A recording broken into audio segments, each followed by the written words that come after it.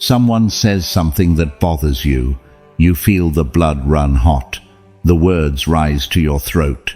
Something in you tenses like a spring that's been compressed for months and that finally found the perfect excuse to release. You're about to explode. And in that exact moment, in that instant where the reaction is ready to come out, you have a decision to make. Do you give them exactly what they're looking for, or do you strip them of all their power with your silence? Because that's what's happening in that moment. Not a conflict between two people, a transaction of power. And the outcome of that transaction, who walks away with more power and who walks away with less, is completely determined by your decision in that instant. If you react, he wins. If you don't react, you win. That's simple and that difficult. Welcome to episode 8 of Master Your Mind. This is Stoicism for winners. In the previous episode, you learned to govern your mind like Marcus Aurelius. The 2 questions, the morning preparation, the nightly review, the inner citadel. The complete system the emperor practiced in his campaign tent to hold center while the world pushed from every angle. Today, that system faces its most concrete and most everyday test, provocation. That specific moment where someone deliberately, or sometimes without even realizing it, aims exactly where it hurts most. Where they use words, tone, silence, gesture, whatever tool is available, to pull you out of the place of calm and clarity you've been building, to make you lose center, to demonstrate to you and to themselves that they have power over you.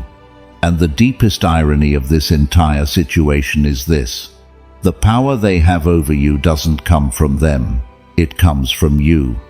You give it to them when you react.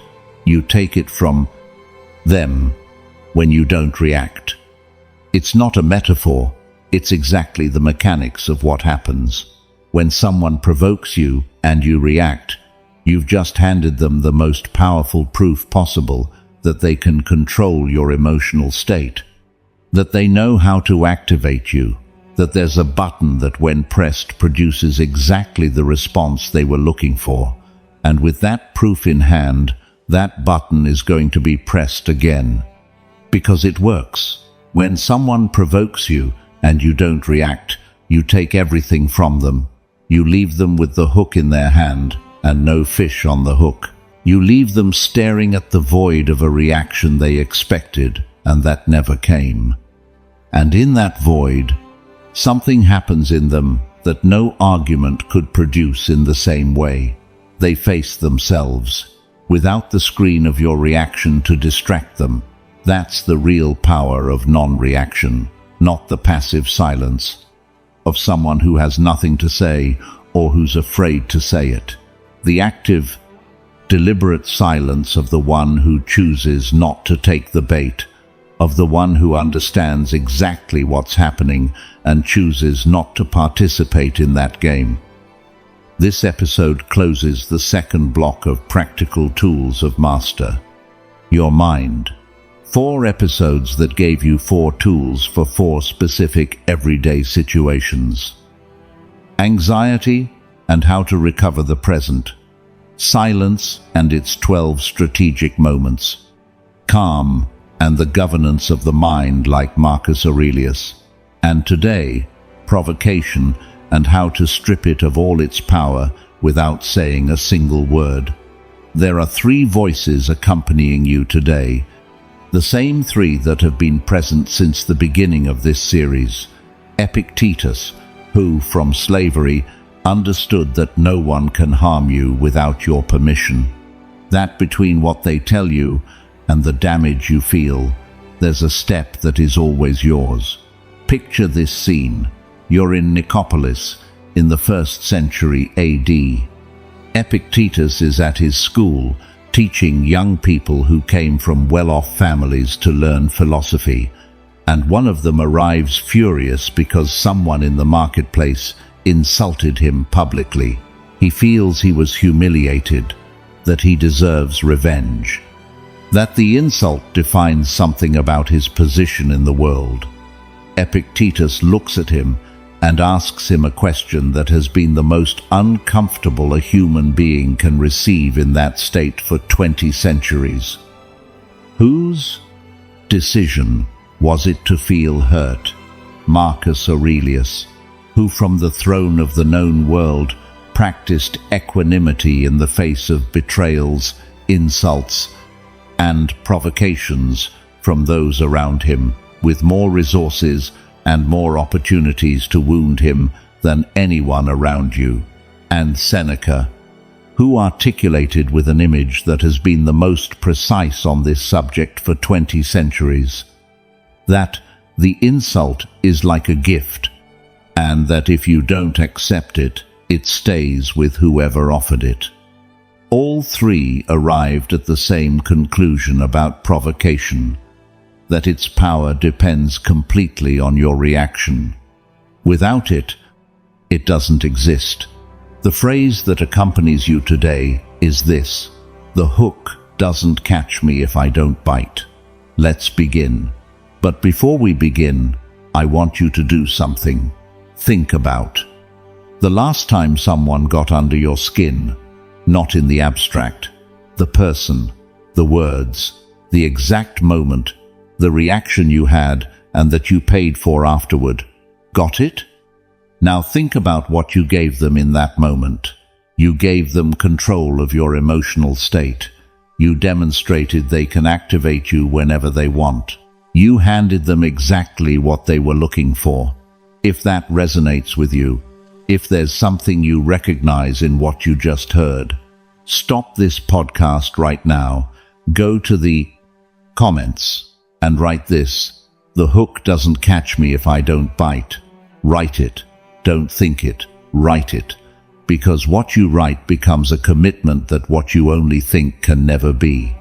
When you write it in front of this community, you're telling something inside you that next time is going to be different. The hook doesn't catch me if I don't bite. Go, write it. And when you come back, we continue. First, Stoic lesson. When someone provokes you, they're casting a hook. And every time you bite, you demonstrate they can catch you whenever they want, with whatever bait they choose. The hook metaphor isn't an elegant literary device. It's the most precise description that exists of the real mechanics of provocation. A fisherman casts a hook with bait. He doesn't know for certain if there'll be a fish that bites. But he knows that if there's a fish nearby and the bait is right, the fish is going to bite. And when the fish bites, the fisherman has complete control of the situation. The fish can struggle, can swim in circles, can do everything a fish does when it's hooked, but it's no longer free. The hook is in its mouth, the line is in the fisherman's hand, and the outcome, regardless of how much the fish struggles, is already determined. That's what happens when you bite the hook of provocation. The person who provoked may not have any other power over you. Maybe someone who matters relatively little to you. Maybe someone who in no other context would have any ability to affect how you feel or how you act. But the moment you bite the hook, they have that power, because you gave it to them with your reaction. Think about how this mechanism works in the concrete situations of your life.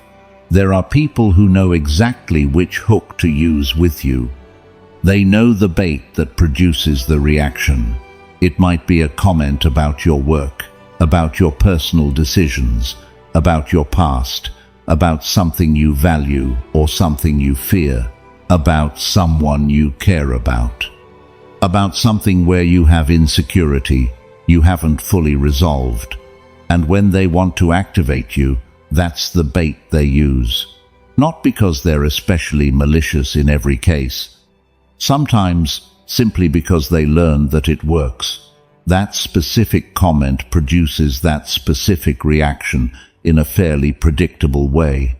And the reason they keep using it, the reason that bait keeps working after all the times you've recognized it and promised you wouldn't fall for it again, is exactly this.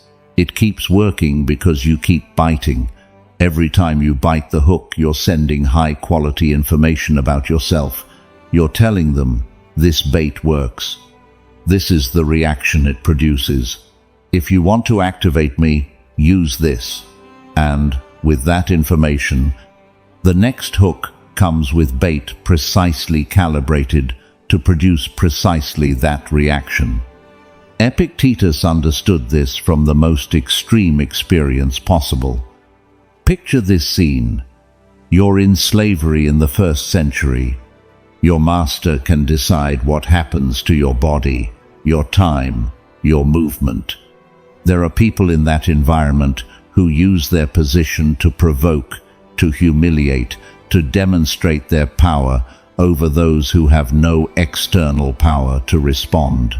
And Epictetus, from that position, discovered something that from the outside is hard to fully grasp, but that from the inside, from within the most extreme conditions of dependence, turns out to be the most liberating truth that exists. That the power to wound depends completely on the decision to be wounded. And that decision, though it can feel automatic and inevitable, is always yours, always, regardless of how much pressure there is, regardless of how much the bait aims where it hurts most. There is an instant, sometimes infinitesimally small, but always present, the instant where the reaction hasn't happened yet, where the hook is in your mouth but the teeth haven't closed yet. That instant is the space you learned about in the 2nd episode of this series, the space between stimulus and response, and in that instant lies all your freedom. The freedom to release the hook, to swim the other way, to leave the fisherman with an empty line and bait with no fish. There's more about the hook that deserves to be said completely. Not all hooks are the same. And recognizing the type of bait being used changes the speed at which you can make the choice not to bite. The hook of the direct insult is the easiest to identify, though not always the easiest to handle emotionally. It comes head-on, without disguise. The bait is obvious, to provoke a defensive or aggressive reaction that validates the power of whoever cast it. The hook of the passive-aggressive comment is harder. Its surface has the appearance of something neutral, or even positive, but its second layer aims exactly where it hurts. With this type, the second step of the process we'll see in the 10th lesson is more critical. Seeing beyond the surface to identify what it's seeking to produce, the hook of someone who knows you deeply is the hardest of all. Not because of intensity, but because of intimacy. The bait is precisely calibrated using information only someone close has.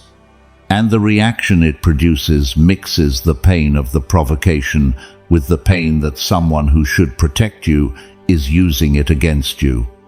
With all these types, the mechanism is the same: the bait, the hook, the decision to bite or not bite, and the information you deliver with each bite about how to catch you more efficiently next time. The practice of this first lesson is to identify those hooks before they arrive, not in the moment of intense provocation where time to think is minimal. Before, in the calm of reflection where you can see precisely what type of bait has historically worked on you, in what contexts, with what people. That anticipatory identification is exactly what Marcus Aurelius's morning preparation made possible. When you know that a certain type of hook might arrive today, you arrive at the moment with more space between stimulus and response than you'd have if the hook arrived completely by surprise. This is your assignment for this first lesson. Identify the 3 most effective baits someone has used on you in the last year. The ones that most frequently produced the reaction you didn't choose. The ones that most consistently caught you, not to produce guilt about having bitten, to have them identified. Because the hook you know about in advance has much less power than the one that arrives without warning. When you know exactly what bait they're going to use, you have more time in that instant of decision, more space to choose, more freedom to release. Do it today. Second Stoic lesson.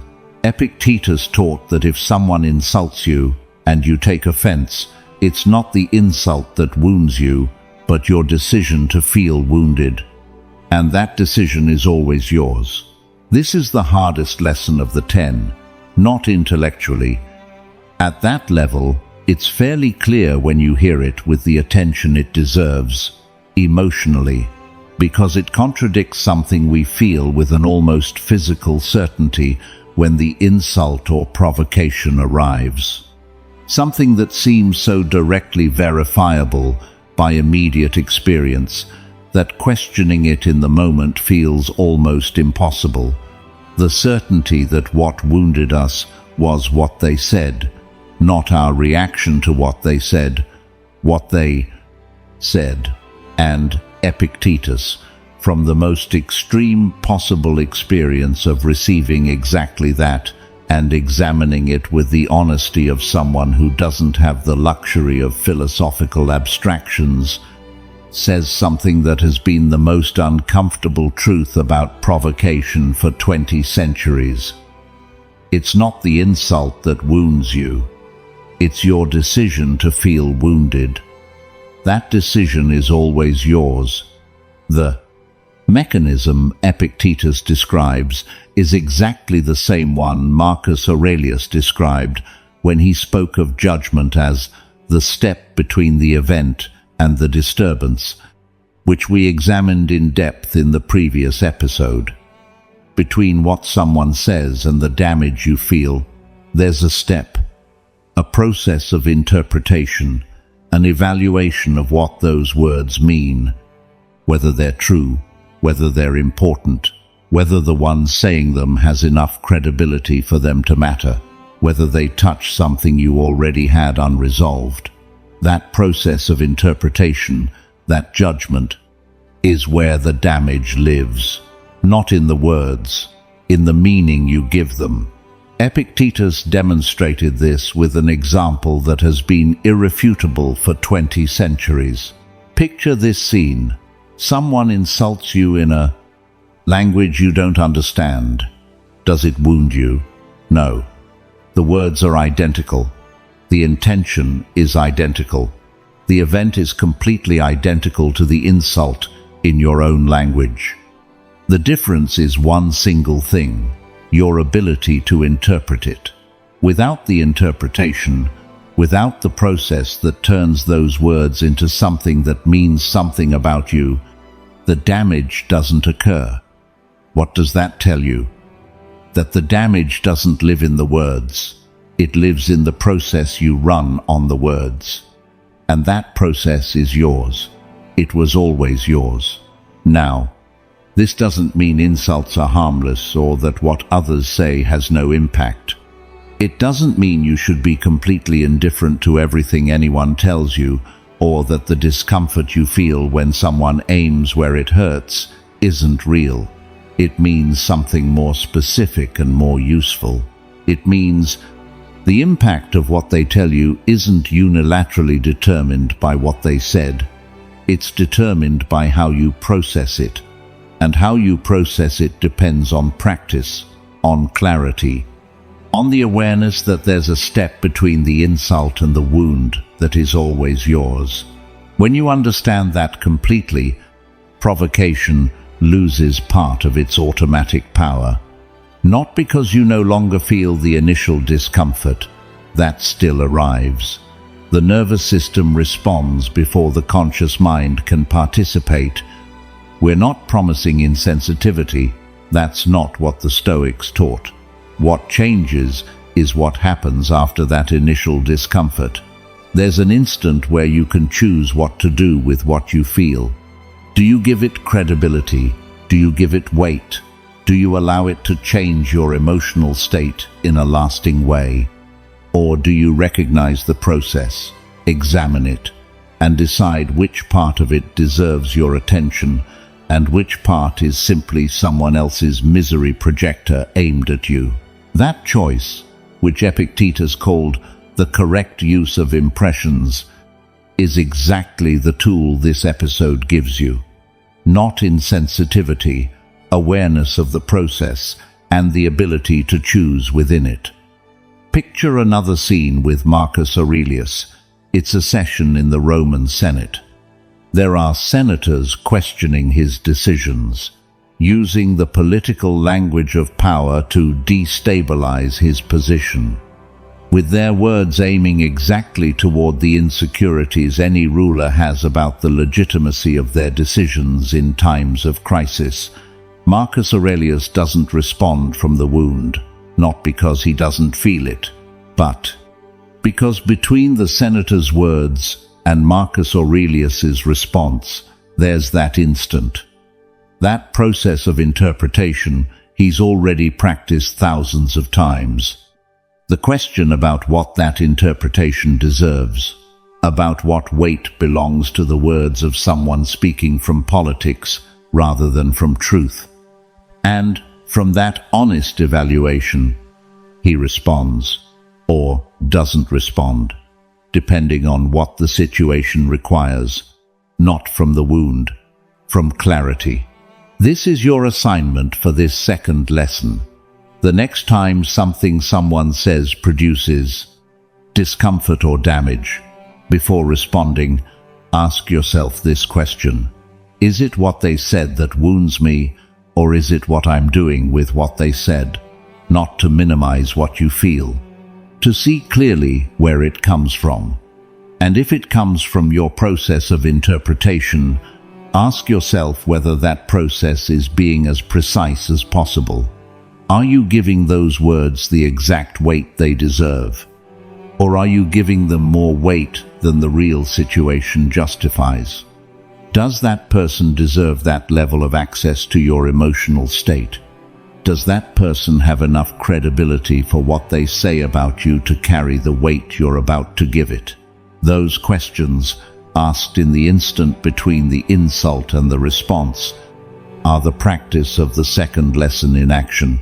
Do it next time, with the honesty Epictetus practiced, from the most adverse conditions a human being can face, and that you don't have. That makes your practice considerably more manageable than his. Start it today. There's something the first and second lessons share that makes more visible what this episode is building. Both speak of the same instant from two angles. The first speaks of the hook from outside, what the provocateur does, how the fishing mechanism works, and how anticipatory identification of the bait widens the space available for choice. The second speaks of the hook from inside, what happens in you when the bait arrives, the interpretation process that converts words into damage, and the awareness that this process can be examined and directed. Together, they build the complete understanding of the mechanics of provocation. From outside, the fisherman, the hook, the bait. From inside, the process, the judgment, the decision. And that complete understanding, from both angles simultaneously, is what makes non-reaction stop being an effort of willpower and become something more natural. It's not willpower you need to not bite a hook you see clearly and understand completely. It's clarity. The clarity of someone who sees the mechanism operating in real time, who knows exactly what's happening and exactly why not participating is the most intelligent response available. Epictetus built that clarity over decades in the most adverse conditions. Marcus Aurelius maintained it throughout an entire reign of betrayals, plagues, and wars. Seneca articulated it with precision so it would reach you 2,000 years later. All three practiced it, and you can start practicing it today. With the identification of the three baits, the first lesson asks of you. With the question about the interpretation process, the second lesson gives you. Those two practices together, done honestly this week, build the foundation for everything the remaining 8 lessons are going to add.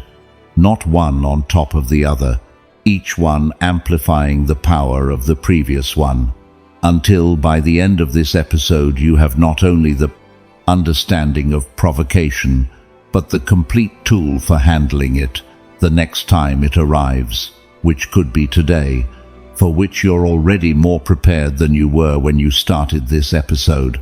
Start it now, with the 3 baits, with the question about the process, with the clarity the first 2 lessons gave you, available to you right now. Before closing the first block, there's something about the second lesson that deserves development, because it touches a dimension that practice without this development can misinterpret. The distinction between not being wounded and not feeling the initial discomfort. Epictetus didn't teach that provocation produces no signal in the body or mind. He taught that the decision to convert that signal into lasting damage, into an altered emotional state, into a loss of center, is always yours. The signal arrives, that's inevitable. The nervous system responds to the social stimulus before the conscious mind has had time to participate. That's biology. It's not a character flaw or a sign of insufficient work. What changes with practice isn't the absence of that signal. It's what happens in the instant that follows. The instant where the signal is present, but the full reaction hasn't happened yet. That instant, as you learned in the second episode of this series, is the space between stimulus and response. And in the second lesson of this episode, that space is filled with a specific question. Is it what they said that wounds me, or is it what I'm doing with what they said? And then, how much weight does this really deserve? Those 2 questions, asked in the available instant, produce something the automatic reaction can never produce. The honest evaluation of whether this hook deserves to be bitten. And almost always, when the evaluation is honest, the answer is no. Not because the insult is harmless. Not because the provocation doesn't aim at something real. But because biting it doesn't produce anything worth the price of biting it. It doesn't resolve what it points at, doesn't change the opinion of whoever provoked, doesn't improve the situation, doesn't produce any useful result for you. It only gives the fishermen the demonstration that they can catch you, and that demonstration is exactly what doesn't deserve to be given, ever. That understanding, built on the first 2 lessons, is the foundation for everything the following lessons are going to add. Carry it with you to the next block, and to the next time the hook arrives. Before closing the first block, there's something about the second lesson that deserves deeper exploration because it connects directly with the work of the previous episode. In episode 7, you learn to govern the mind like Marcus Aurelius. The 2 questions, the morning preparation, the nightly review, the journal. Now, how does that system connect with today's second lesson about the decision to feel wounded?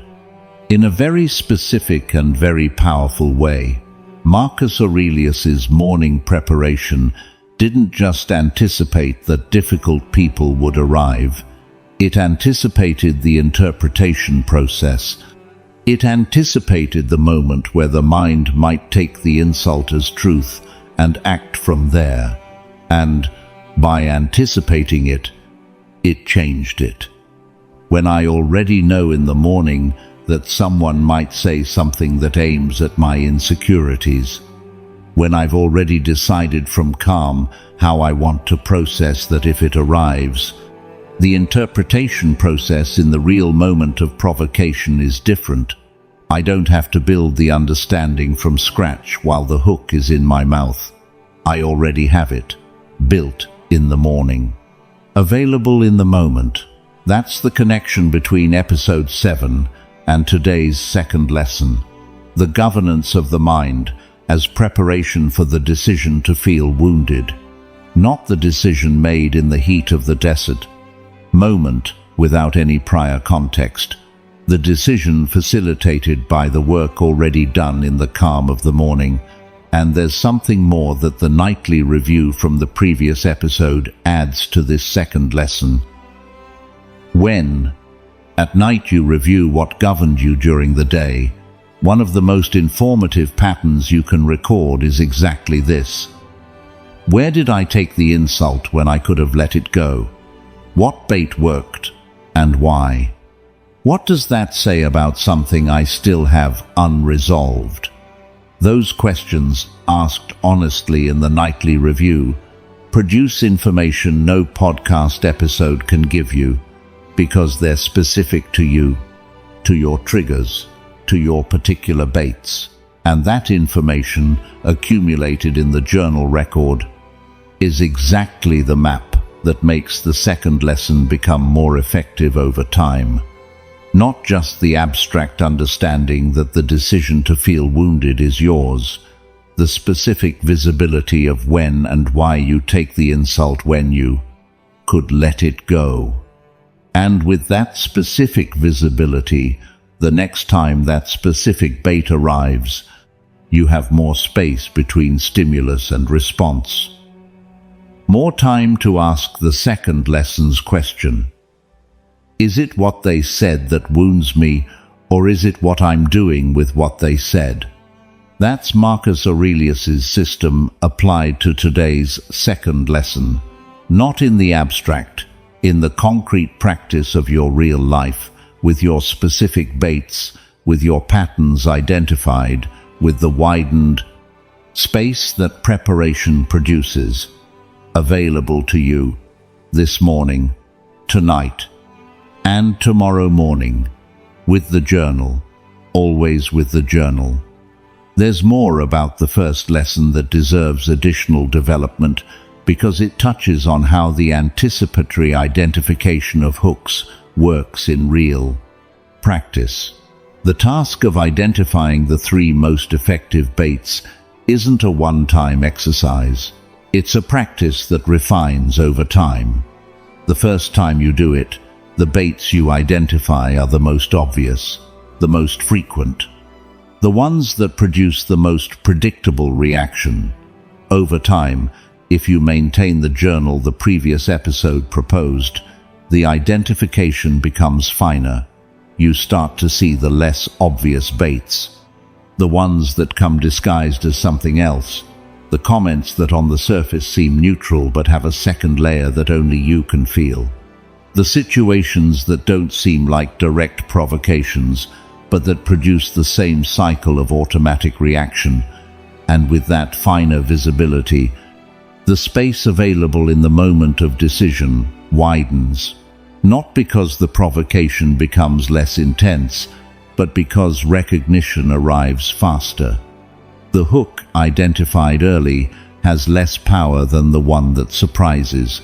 Marcus Aurelius developed this over decades of practice. His meditations show someone who at the beginning worked with the most evident patterns, the ones anyone could identify if pointed out, and who over time developed the ability to see the more subtle ones, the small irritation that in another person would have gone unnoticed, but that he recognized as the beginning of the cycle that could escalate if not interrupted. Early. The moment of impatience that would have seemed insignificant to an outside observer, but that Marcus Aurelius recorded in his journal because he knew it was exactly the type of moment where character is built or eroded. That fineness, that ability to see patterns in their earliest and most manageable form, is the result of years of practice with the journal. And it's available to you. Not immediately, not without practice, but available in the same sense that any skill is available to whoever practices it with the consistency it requires. The first week, 3 obvious baits. The first month, some less obvious ones, the journal revealed. The first year, a visibility that would have seemed impossible at the beginning. That's the path. Starting with today's task, the 3 baits, written with honesty, without minimizing or exaggerating, just what really produces the reaction you didn't choose. That's the beginning. Before closing the first block, there's one last thing that needs to be said about the complete hook mechanism. The hook works because there's something real in the bait. It's important to acknowledge that honestly. The bait isn't completely fabricated. If it were, it wouldn't work. The most effective baits touch something genuine, a real insecurity, a real value that feels threatened, a real pain that hasn't been fully processed yet. And that means that when you don't bite the hook, you're not denying that the bait points to something real. You're choosing not to let that real thing be used as a tool of control by whoever cast it. That distinction is important because without it, non-reaction can feel like denial, as if not biting the hook meant pretending that what it points to doesn't exist or doesn't matter. It doesn't mean that. It means that what it points to deserves to be worked on in the right context, with the right people, at the right time. Not in the moment of provocation where whoever cast it has all the control over the context. The insecurity the bait points to can be examined in the nightly journal review. The value that feels threatened can be clarified in the morning preparation. The pain that hasn't been fully processed can be taken to the conversations it deserves, not to the provocation that uses it as a weapon. All of that can happen. All of that deserves to happen. But in the moment of provocation, the bait doesn't deserve to be bitten, because biting it gives the provocateur control over how, when, and in what context that real something is handled. And that control is exactly what they don't deserve to have. The work with what the bait points to is yours. The moment and context where that work is done are yours. And the first step toward reclaiming that territory is exactly this: not biting the hook. Letting the work that deserves to be done in the context that deserves it, not the one the provocateur chose. That's complete non-reaction. Not the denial of what exists, the recovery of control over when and how what exists is worked on. That's available to you, starting today, with the first decision: not to bite.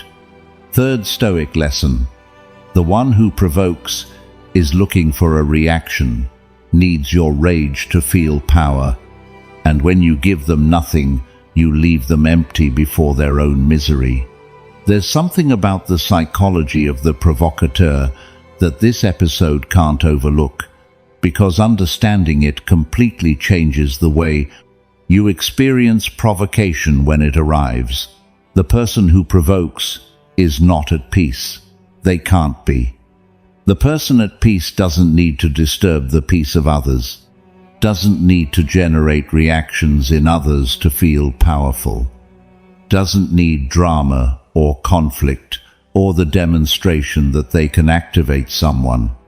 The person at peace has enough in their own interior not to need any of that. So when someone provokes you, what they're telling you about themselves, without using those words, is this: I'm not okay. I don't have enough inside. I need something from outside. Your reaction, your rage, your demonstration that I affect you, to feel that I exist with some kind of power in this world. That's what provocation asks for. Not the conflict itself, the validation that they have power. And your reaction is exactly that validation. When you explode, when you respond with the anger the provocation was seeking to produce, you're telling them exactly what they needed to hear. You matter enough to affect me. You have power over my emotional state. Your words can change how I feel and how I behave. That's what you give them when you react. And it's exactly what they most needed to receive.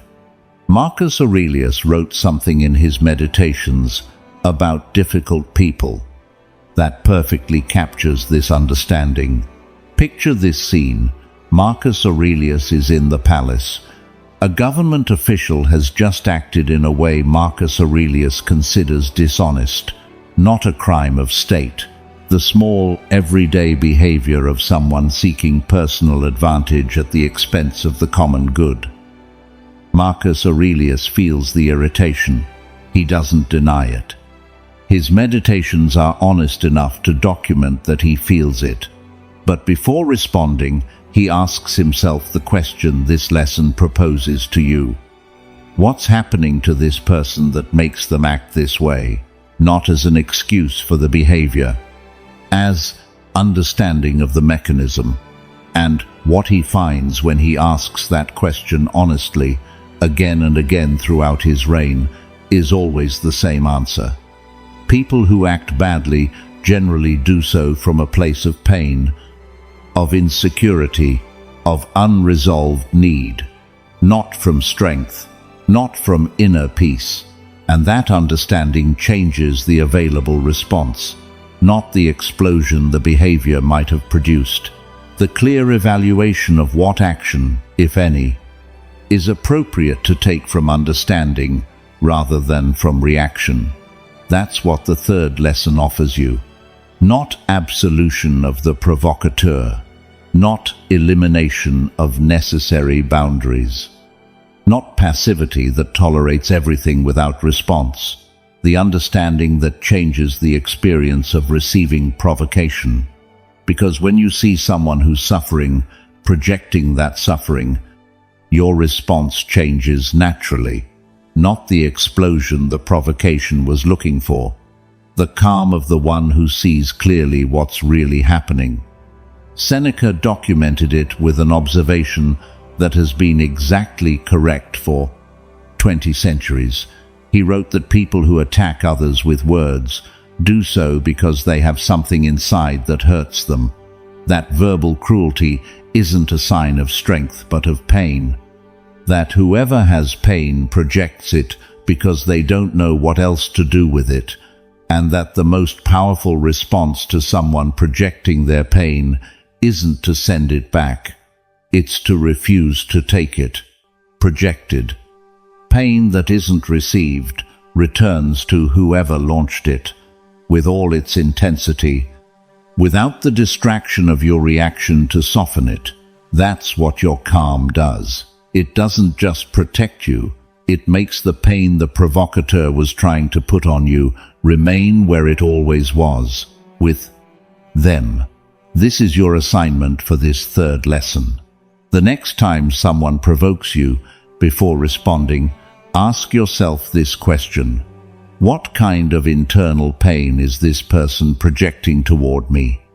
Not to psychoanalyze them out loud, not to condescendingly let them know you see their suffering, just to see it yourself, so that the understanding that this person is already suffering changes the way you receive what they project. When you see someone who's suffering, projecting that suffering, your response changes. Not the explosion, the calm of the one who sees. Do it next time. Fourth Stoic lesson. Marcus Aurelius wrote that the best revenge is not to be like the one who wronged you, and not reacting to provocation is exactly that, refusing to descend to their level. There's a trap in the word revenge that's worth dismantling before continuing. The revenge most people seek when someone provokes them isn't the revenge that satisfies. It's the revenge that escalates. The insult produces the response produces the counterattack produces the escalation produces the full conflict, and the full conflict produces consequences that neither party would have chosen if they could have seen from the beginning where each link in that chain was leading. But nobody can see that from the beginning, because the reaction arrives before there's been time to calculate where it's going. Marcus Aurelius had an understanding of revenge that distinguishes him from virtually any other perspective on the subject. Picture this scene. You're governing the Roman Empire. The year is approximately 175 AD. Avidius Cassius, one of your most capable generals, someone in whom you've placed real trust and responsibility, has rebelled. He's proclaimed his own imperial authority. He has armies. He has resources. He has the declared intention of taking what's yours. It's not a minor provocation. It's the most direct betrayal a ruler can receive. And what does Marcus Aurelius write in that context? He writes about the importance of not becoming what you criticize, about the fact that if he responds to betrayal with cruelty, he becomes exactly what the traitor represents. And that transformation, the transformation of someone who responds to baseness with baseness, is the real victory of the one who betrayed. The best revenge is not to be like the one who wronged you, not because the betrayal doesn't deserve a response. Marcus Aurelius responded.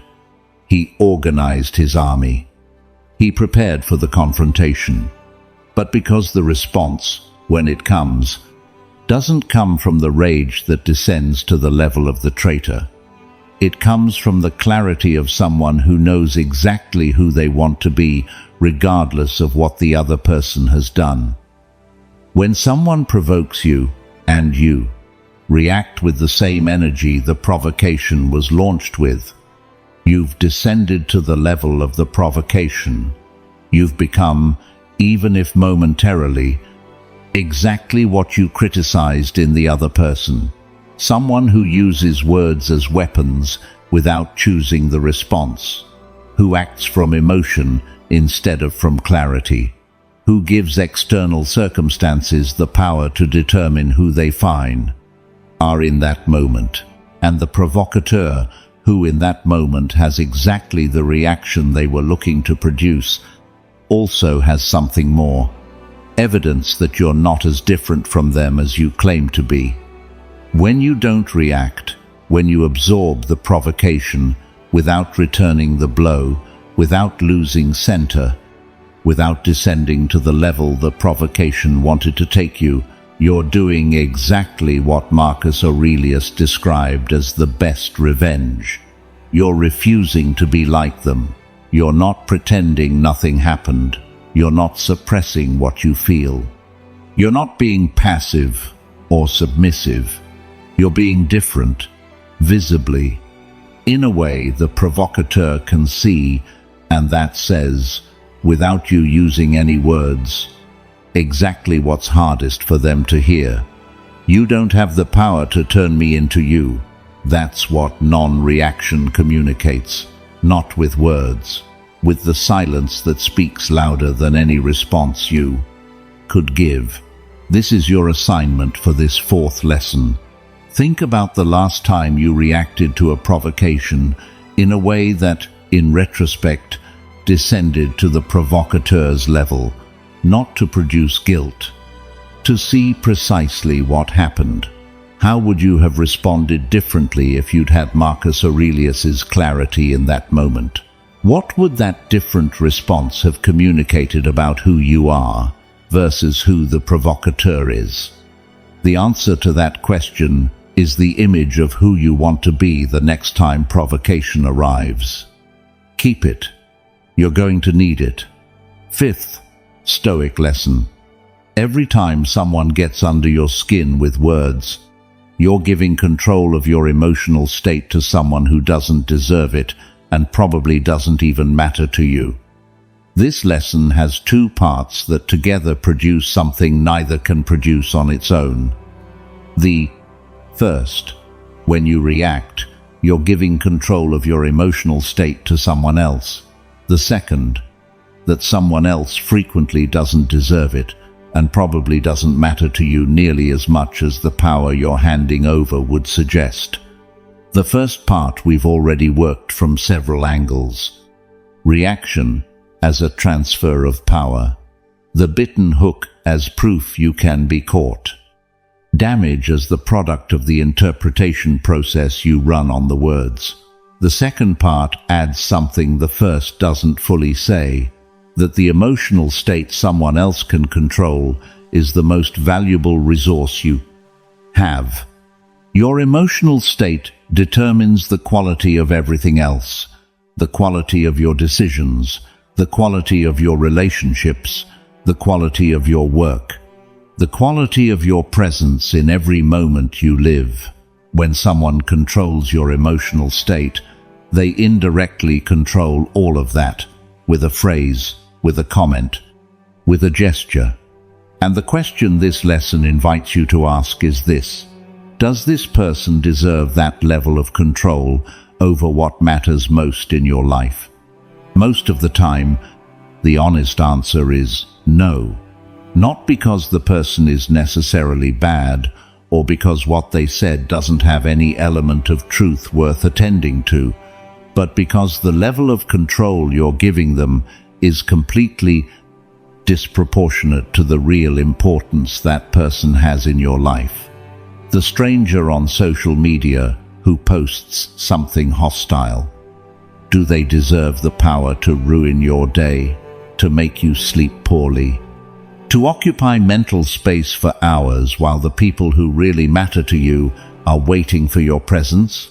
The colleague who makes a condescending comment in the meeting, do they deserve you handing over control of how you feel for the rest of the day?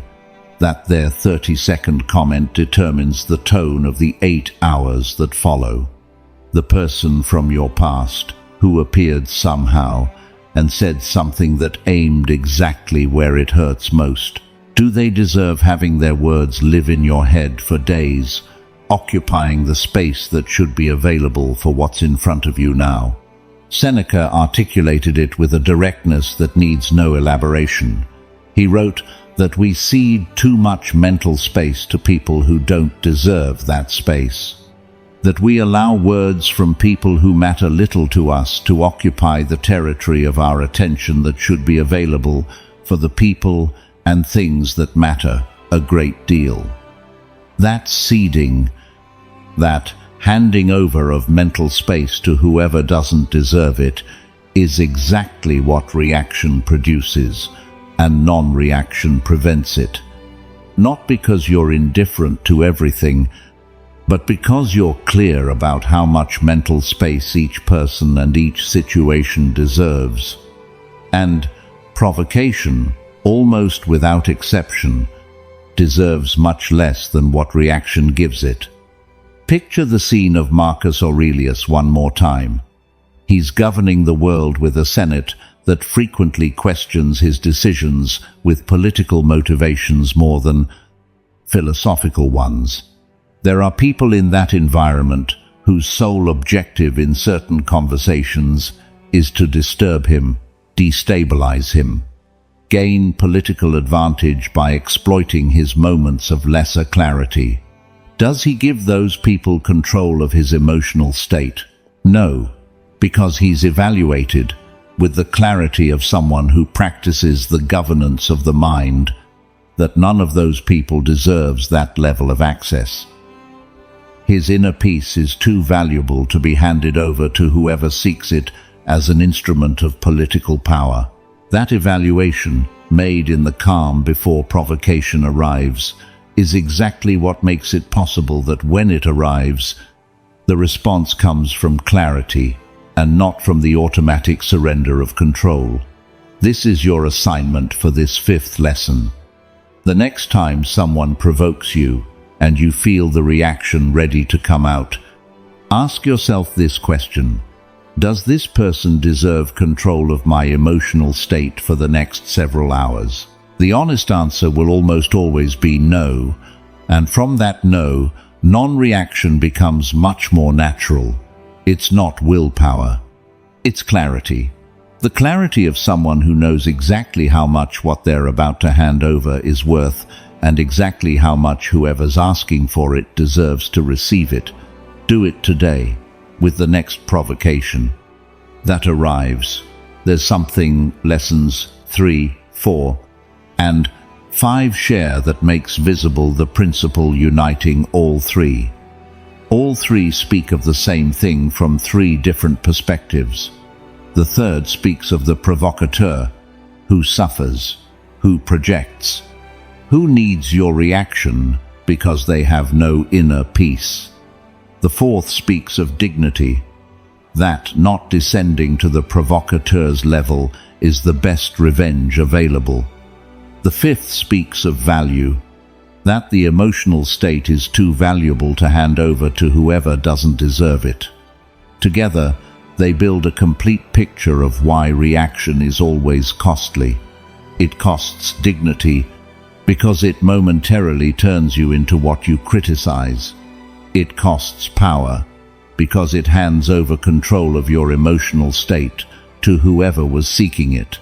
And it costs understanding because the explosion closes your eyes exactly in the moment where seeing what's really happening would produce the most powerful response available. The 3 lessons also build something more: the image of the provocateur who finds in you something they weren't expecting to find, not the reaction they sought, the calm that reflects exactly what the provocateur doesn't have, inner peace.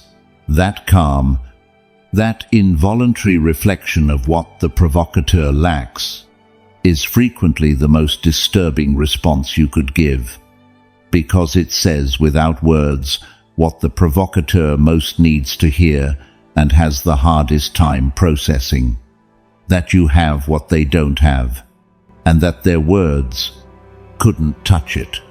That's more devastating for whoever provokes than any direct response you could formulate. And it's the response that understanding all 3 lessons makes possible. When you see the provocateur suffering, when you understand you don't deserve to descend to their level, when you know your emotional state is too valuable to hand over, the calm that results from that understanding isn't passivity. It's the most powerful demonstration of everything this episode is describing: that whoever provokes doesn't have access to what matters most that the inner citadel Marcus Aurelius built, the one you started building in the previous episode, is intact, available to you in the next provocation, with the understanding of all 3 lessons behind it. That's what the 2nd block of this episode leaves you. Use it in the next situation that requires it, which could arrive today, for which you're already better prepared than you were when the episode started.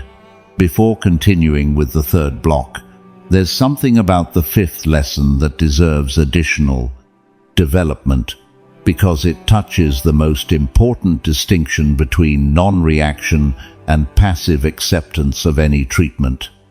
Non-reaction is not the absence of boundaries.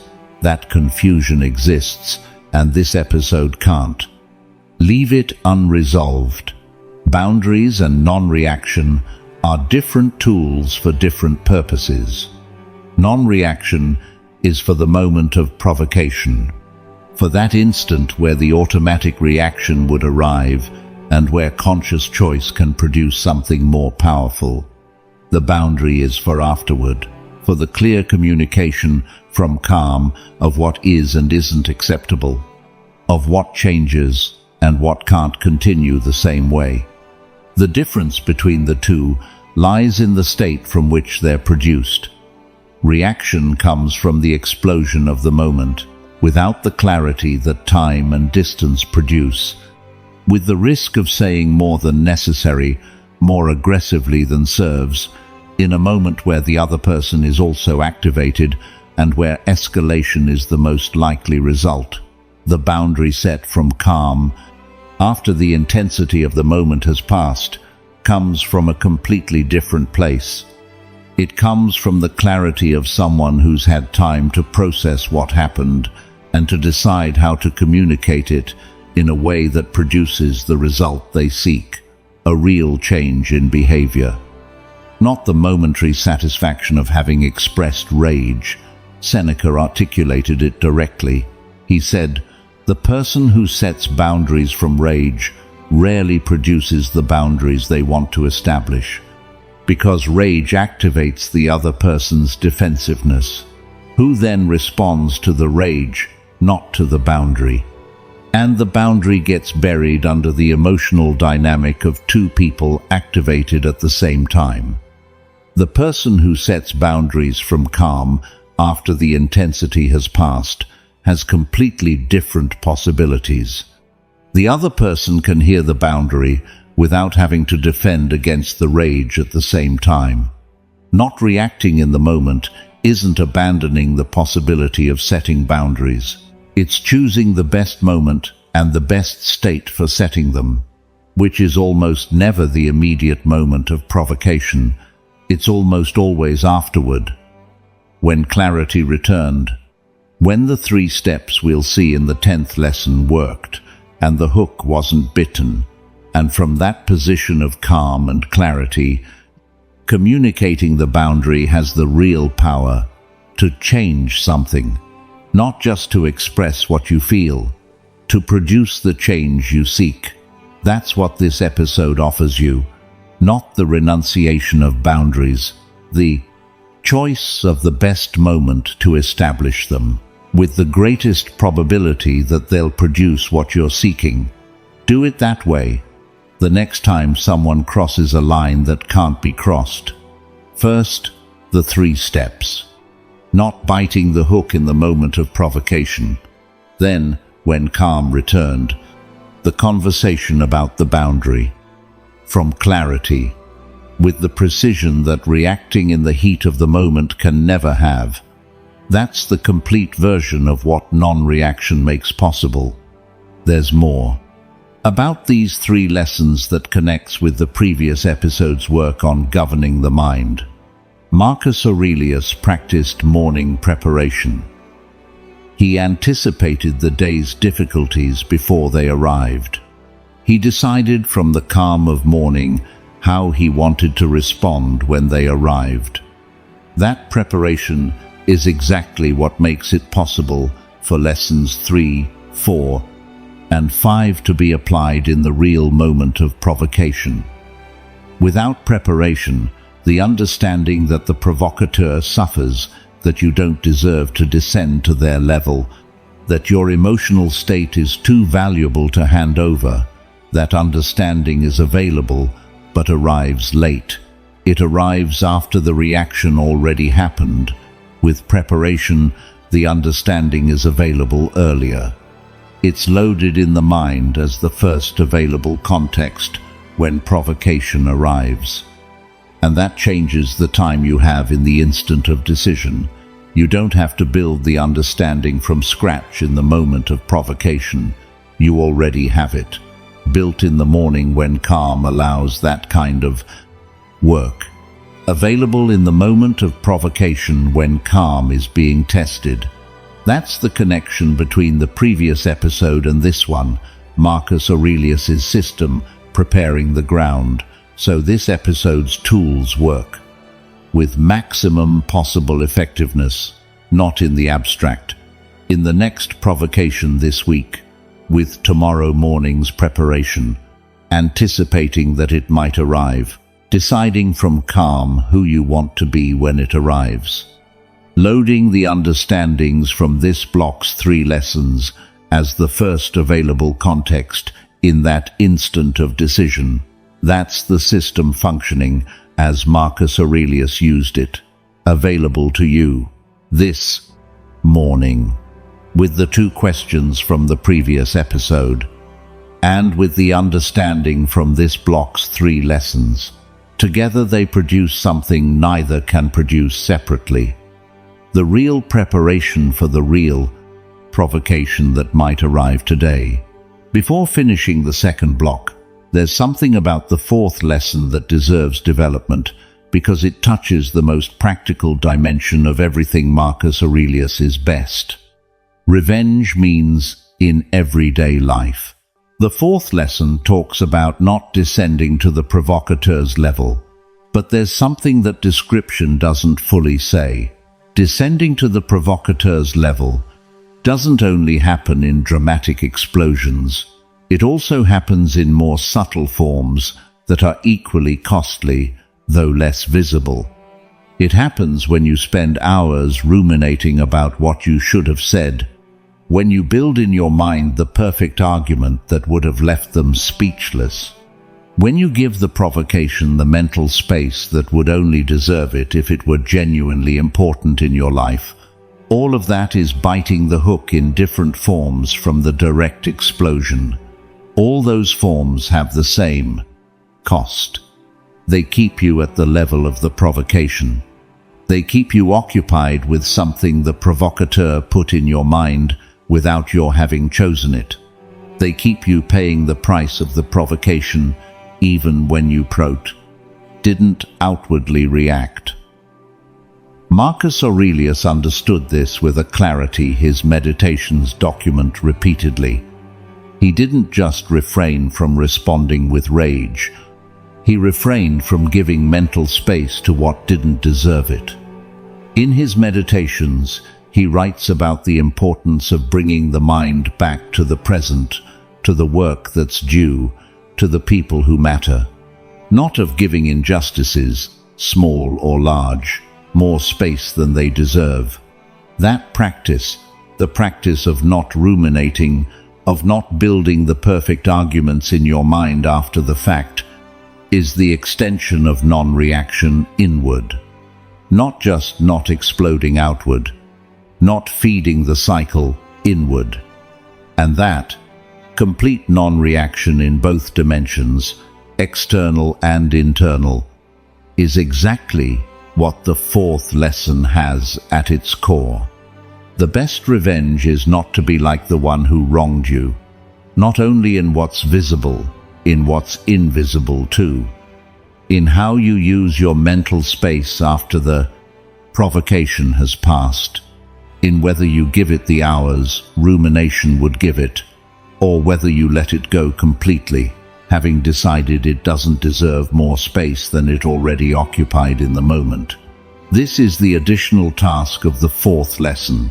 The next time a provocation tries to keep living in your mind after the moment has already passed, apply the same decision as in the moment. I don't feed it. I don't give it the space it seeks. I let it go.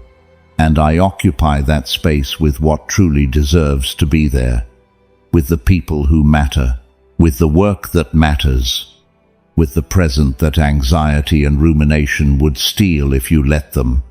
That's the complete best revenge, not just in the moment, in all the hours that follow. There's something about the 3rd lesson, the one about the provocateur's suffering, that connects with something Epictetus taught, and that none of the previous lessons has fully said. Epictetus observed that the person who provokes frequently isn't aware they're doing it. There isn't always a calculated intention to harm. Sometimes there's simply an automatic pattern in the provocateur, a habit of interaction formed by years of experiences that led them to act that way, without a clear awareness of what it produces in others.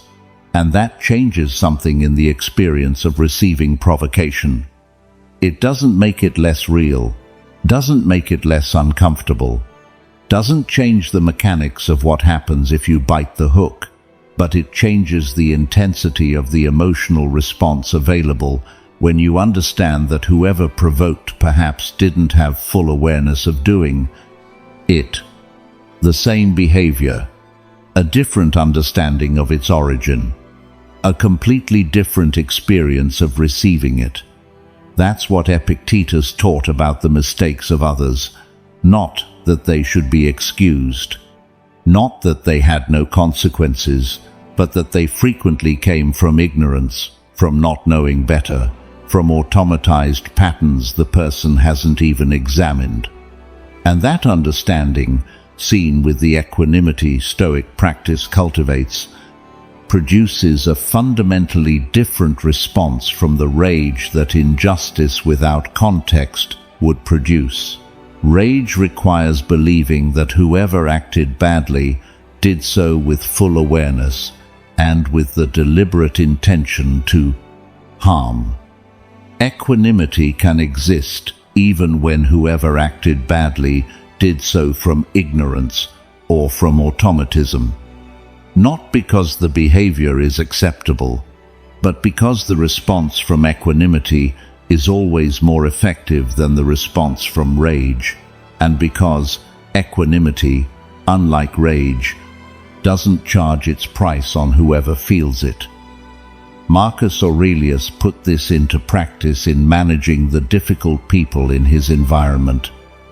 When someone acted in a way that could have produced rage, the first question he asked himself in his meditations wasn't how to respond to that. It was, does this person know what they're doing?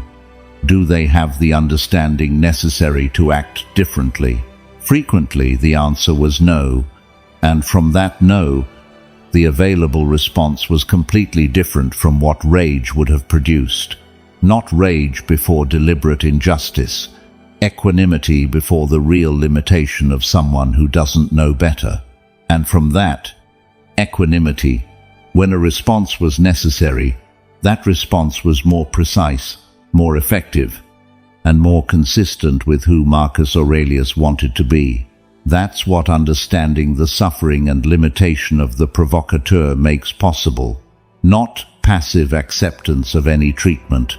The most effective response, possible when necessary, from the most powerful place available, the equanimity of the one who sees completely.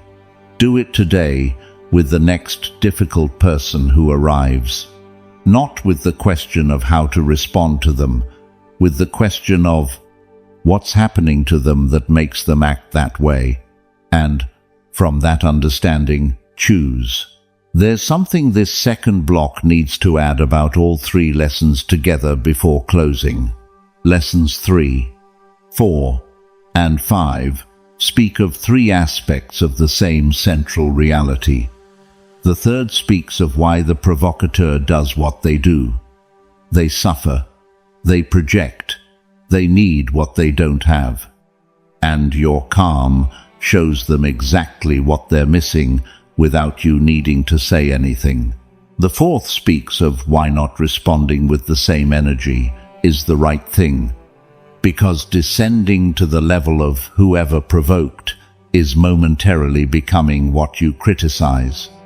And the best revenge, the only one that has no cost to you, is refusing that conversion. The fifth speaks of the real price of reaction, not the visible price in the moment, the invisible price in the hours that follow, the emotional state handed over, the mental space ceded, the energy that should be available for what matters being consumed by something that doesn't deserve that level of access. All three together produce something none can produce individually. The question that changes the moment of decision. Not just, is it worth reacting, but what am I really doing if I react? And the answer to that question, when seen completely, is always the same. I'm giving exactly what the provocation was looking for. I'm becoming what I criticize. I'm paying with my most valuable resource for something that doesn't deserve that price. Those three simultaneous understandings, in the instant of decision, make non-reaction much more accessible than it would be with any of the three separately. Because it's not just one reason not to react, it's three, and three reasons pointing in the same direction, all available simultaneously in that instant. Change the weight of the decision. The decision is no longer between reacting and controlling yourself. It's between three clear reasons why not to bite, and the automatic impulse to do so. And that imbalance, when all three understandings are present, naturally favors non-reaction. Not always, not from day one. But with practice, with time, with the accumulation of moments where all three understandings were present and non-reaction was the choice, that imbalance becomes more pronounced, and non-reaction becomes more natural.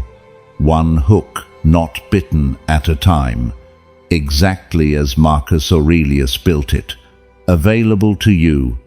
With this blocks 3 lessons. Now, 6th Stoic lesson. Seneca compared provocation to someone offering you a gift you don't want. If you don't accept it, the gift stays with whoever offered it. And the same happens with the insult you don't receive. This is the most elegant and most precise metaphor about provocation that Stoic philosophy produced. And its elegance isn't ornamental. It's functional, because it shifts the perspective on provocation in a way that makes non-reaction immediately more natural. Picture this scene. Someone approaches you with a package. They extend it toward you, intending for you to take it.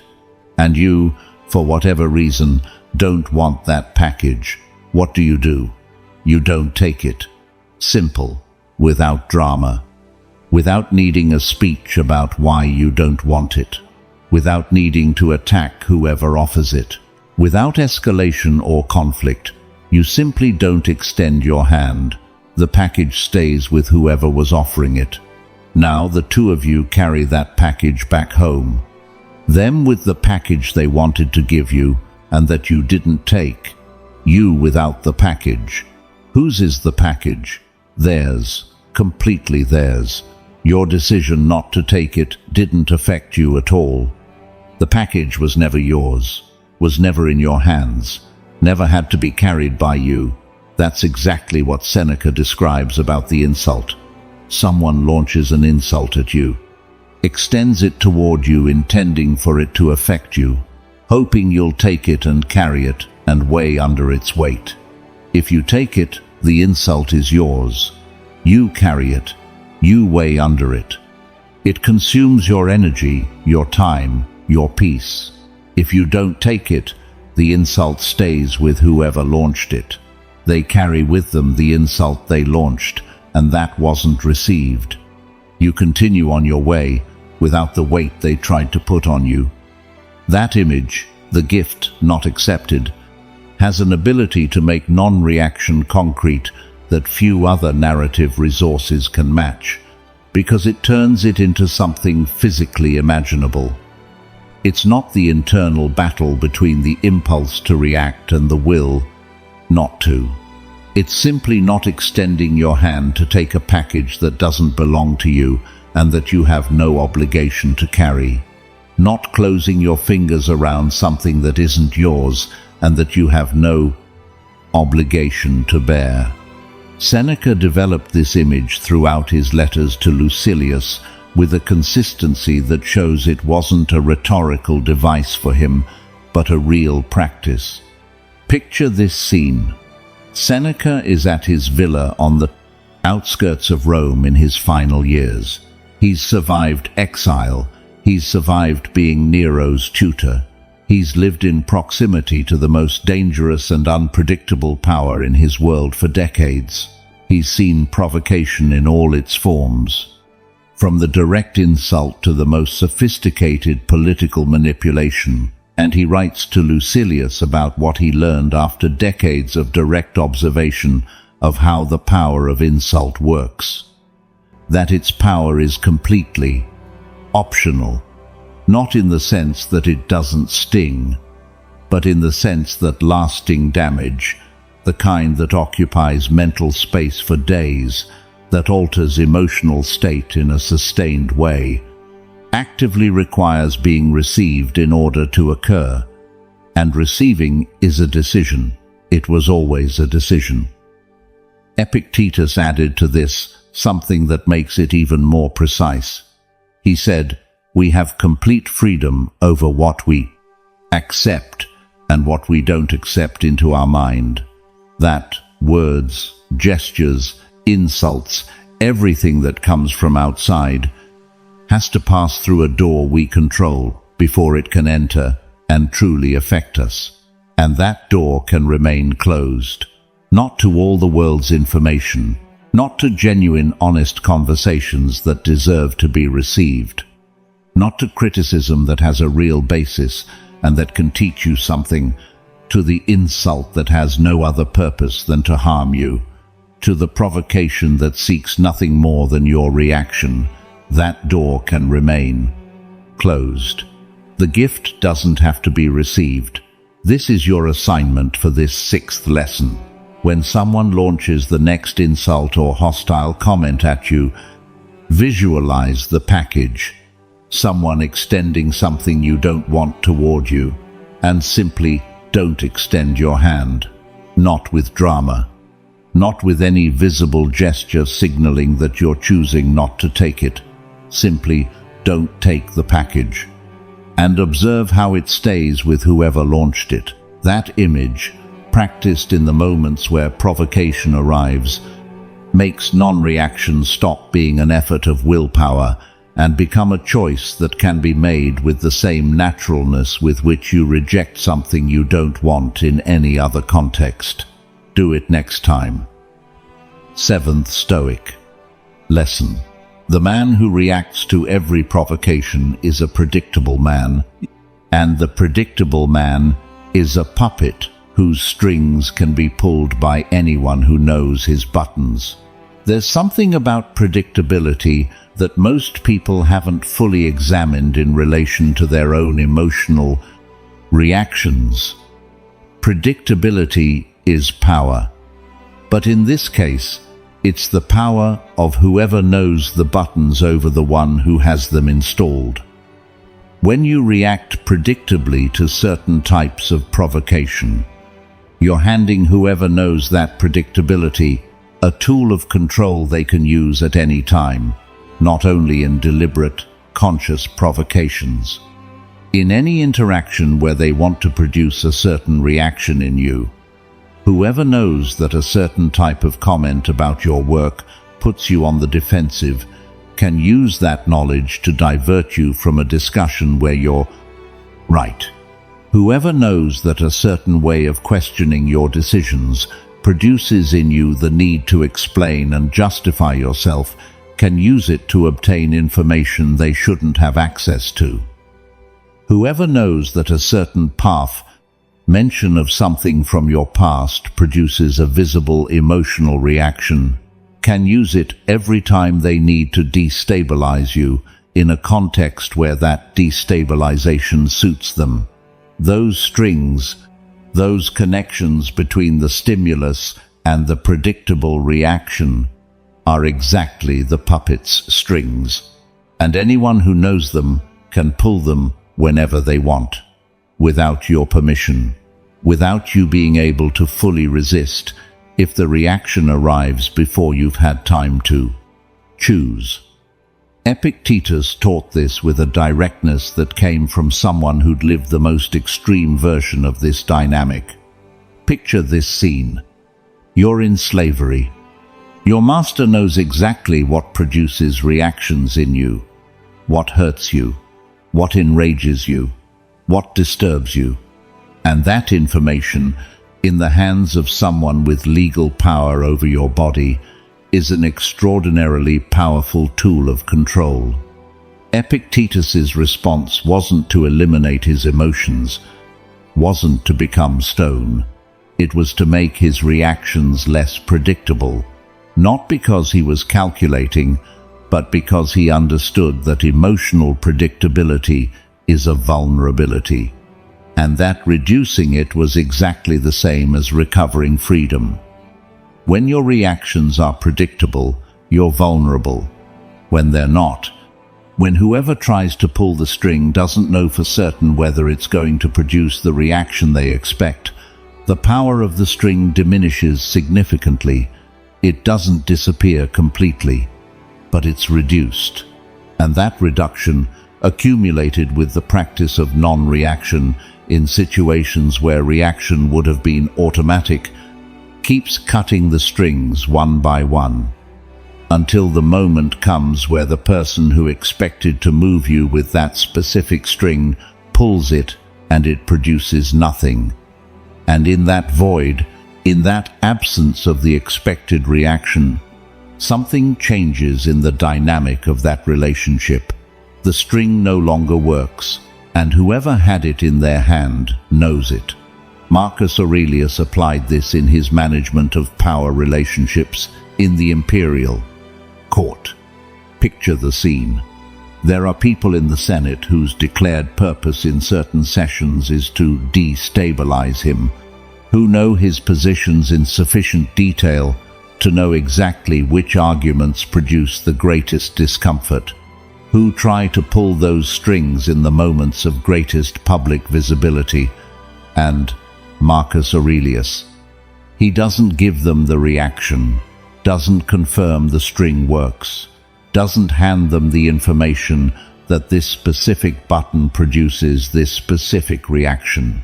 Over time, those who tried to pull those strings found something they hadn't anticipated, that the strings didn't produce the expected reaction, and without that reaction, the power of the string disappeared.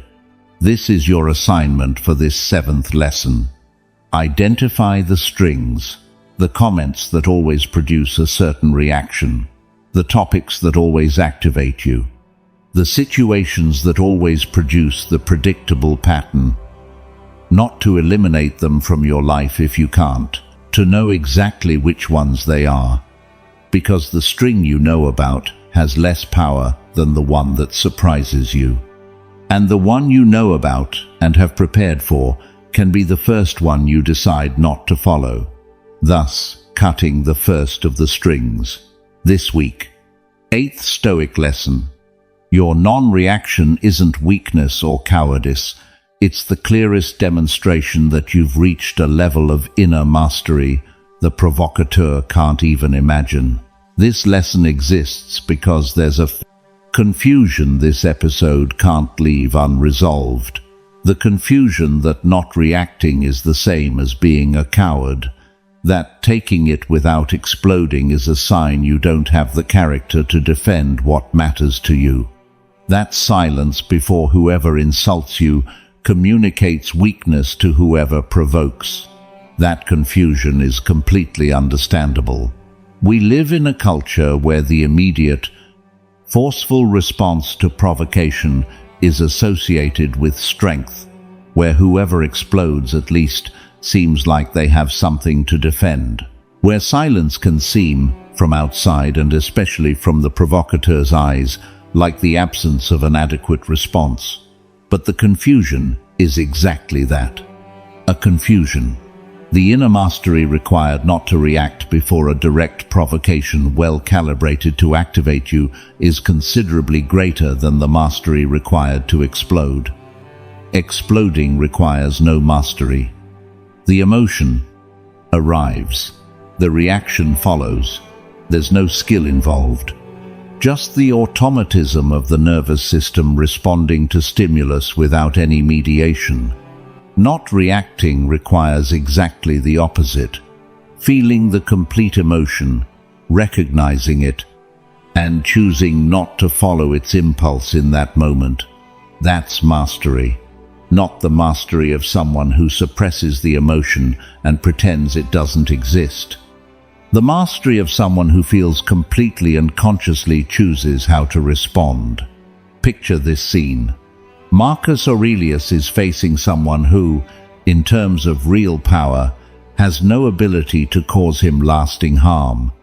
It's the minor official who says something condescending in a context where Marcus Aurelius could, with a single word, destroy their career. The provocation is almost ridiculous in its asymmetry of power. And Marcus Aurelius? He doesn't use the power he has, doesn't respond with the available force, doesn't explode. He stays silent, or responds with equanimity that doesn't descend to the level of condescension. Why? Not because he fears the consequences. He has the power not to fear them.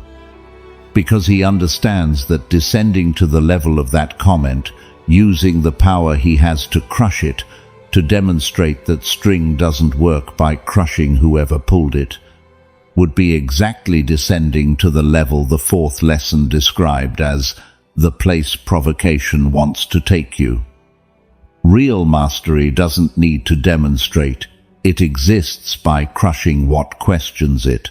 It's demonstrated exactly in not needing to demonstrate it. In the calm, the provocateur expected to see break, and that didn't break. Epictetus understood this from the most extreme position. A man in slavery who finds more real freedom in the choice of his response than his masters in all the external freedom they have. The non-reaction Epictetus practiced wasn't cowardice.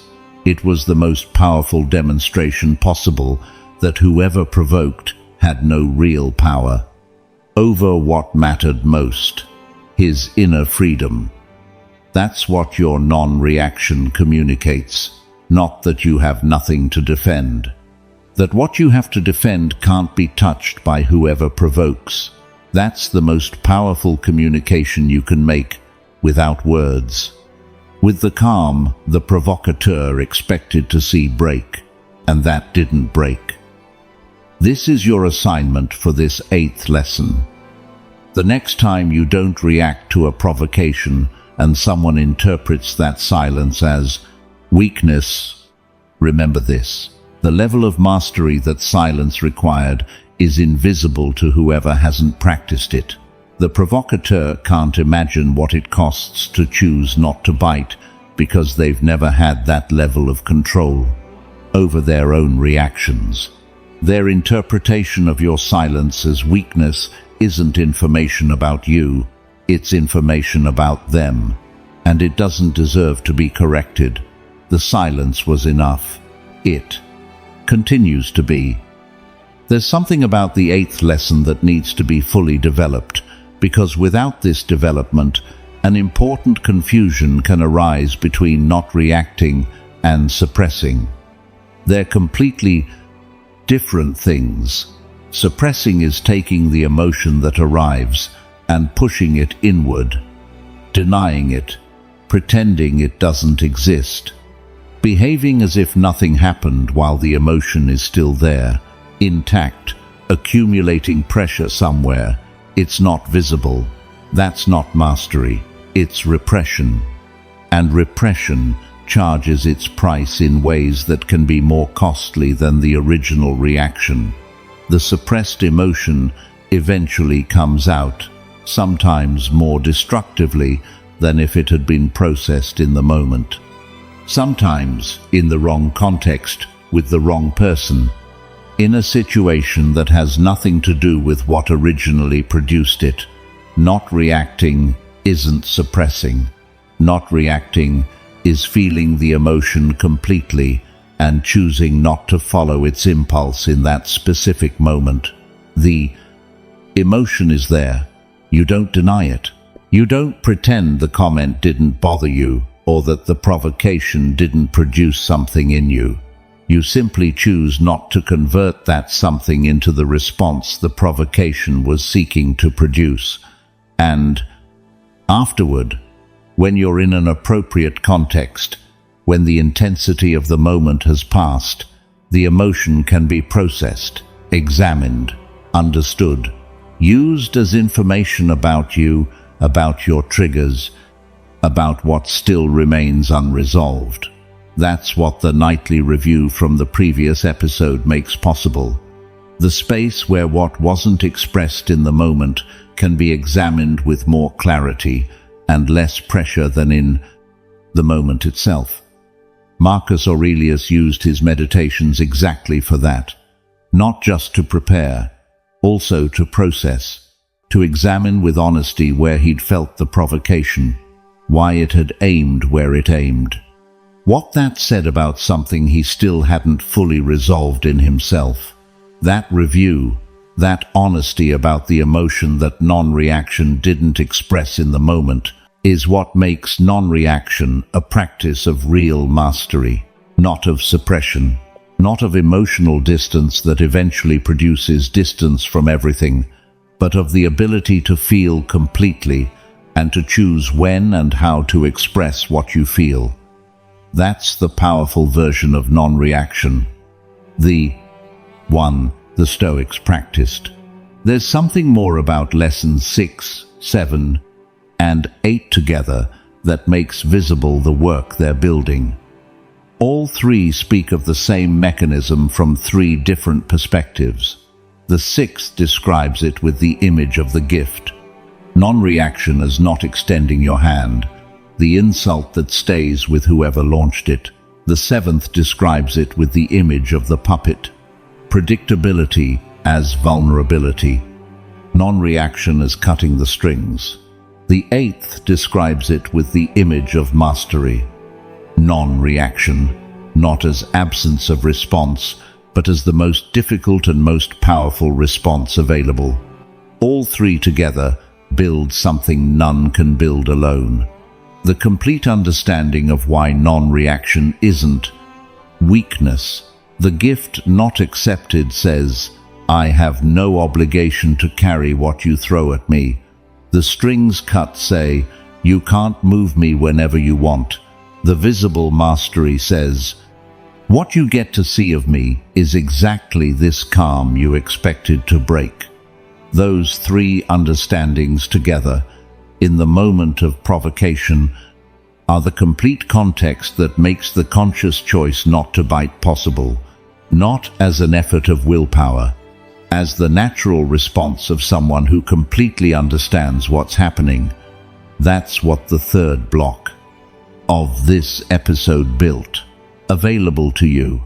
In the next provocation that arrives, with the visible gift you don't have to take, with the identified strings you can choose not to follow, with the mastery that doesn't need to be demonstrated because it's already visible in the calm, use it. This week, there's more about self-respect and non-reaction that this block needs to develop because it's one of the most frequent questions that arises when someone learns about Stoic non-reaction. The question sounds like this: if I don't react when someone disrespects me, aren't I demonstrating I accept that treatment? The answer is no. And the reason the answer is no deserves to be explained with the clarity it warrants.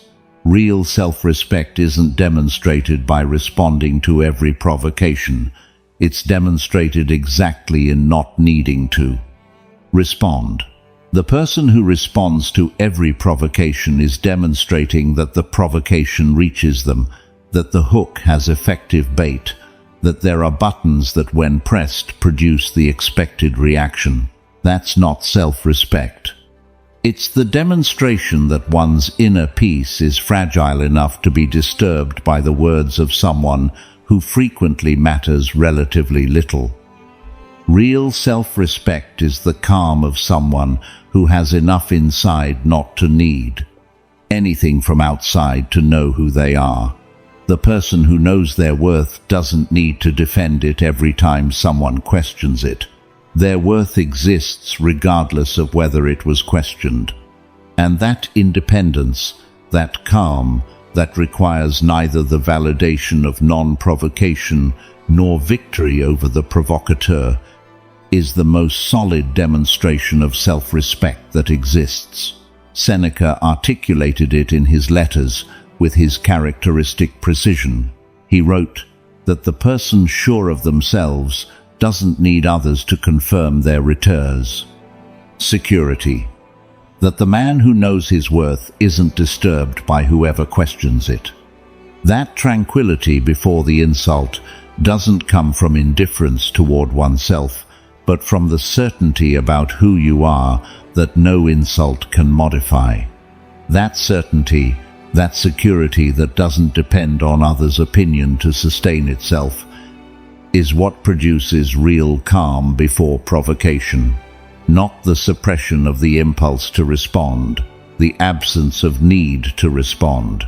And that absence of need, built with the practice of governing the mind that previous episodes established, is exactly the self-respect provocation can't touch. Epictetus had it, not because he was insensitive, but because he had enough clarity about who he wanted to be that other people's words, however calibrated they were to activate him, didn't have the power to modify that clarity. That clarity about who you want to be, carried into the moment of provocation, changes everything. It's no longer the struggle between the impulse to react and the will to control yourself. It's the question, does the person I want to be react to this? And from that question, the answer is generally available with more clarity than impulse alone can provide. Do it today with the next discomfort that arrives. The question doesn't need to wait for the big provocation. It can be practiced with today's small discomfort, building the real capacity for tomorrow's big provocation. Before closing the third block, there's something about lessons 6, 7, and 8 together that makes visible the deepest pattern of this episode. The 8 lessons from the first 3 blocks, seen together, build something greater than the sum of their parts. They build the complete picture of the power dynamic in provocation. The first 2 lessons from block 1 describe the mechanism from inside the person receiving provocation, the hook that can be seen, the decision that's always yours. The 3 lessons from block 2 describe the dynamic between the provocateur and whoever doesn't react. The provocateur's suffering, the best revenge of not descending, the value of the emotional state that isn't handed over. And the 3 lessons from this block 3 described the specific tools of non-reaction, the gift that isn't taken, the strings that are cut, the mastery that becomes visible exactly in the calm. All 8 lessons together produce a complete understanding of provocation from every angle, from inside the one who receives it, from the power dynamic between the 2 people, and from the concrete tools that make real non-reaction possible. That complete understanding, unlike a single perspective, is what makes non-reaction genuinely possible in the moments of greatest intensity. Because when the hook arrives with the most effective bait, when provocation aims exactly where it hurts most, when the impulse to react arrives with full force, there are 8 understandings available simultaneously that can interrupt the automatism. You don't need to remember all 8 in the moment. That's not how embodied learning works. But having processed them, having examined them, having made them yours through each lesson's tasks, builds something in the mind that's available in the moment, even if you're not consciously reciting it. The embodied understanding of why not biting is always the most powerful response. And that embodied understanding, built with the work of this episode's 3 blocks, is what makes the 3 steps of the 10th lesson work with the effectiveness they promise, not as an isolated technique, as the practical expression of everything the 9 previous lessons built. That's the system. That's how it works. and it's available to you, starting with the next provocation, which could arrive today, for which you're already significantly more prepared than you were when this episode started. There's something about the seventh lesson, the puppet strings, that deserves additional development, because it touches something that goes beyond interpersonal provocations. The strings don't only work in personal relationships, they also work in the broader systems where you move. The work environment that has learned that certain topics put you on the defensive, that others can use to divert the conversation toward ground that doesn't favor you. The family environment that has learned that certain topics, mentions of the past, produce the cycle of guilt and justification that makes certain dynamics possible. Media and social networks that have learned, at massive scale, exactly what type of content produces the outrage that generates the most engagement. All of those are hooks, with bait calibrated to produce exactly the reaction the system needs to get what it seeks from you. Your attention, your energy, your reaction, non-reaction, applied to those broader contexts, has the same mechanics as non-reaction before interpersonal provocation. See the bait, recognize the hook, consciously choose whether to bite. And frequently, in those broader contexts, the most powerful response is the same: don't bite. Not because the indignation isn't understandable, but because indignation activated by a system designed to activate it doesn't produce anything useful for you. It only consumes the most valuable resource you have, your energy and your attention. Epictetus understood it, in a different context, but with the same fundamental logic.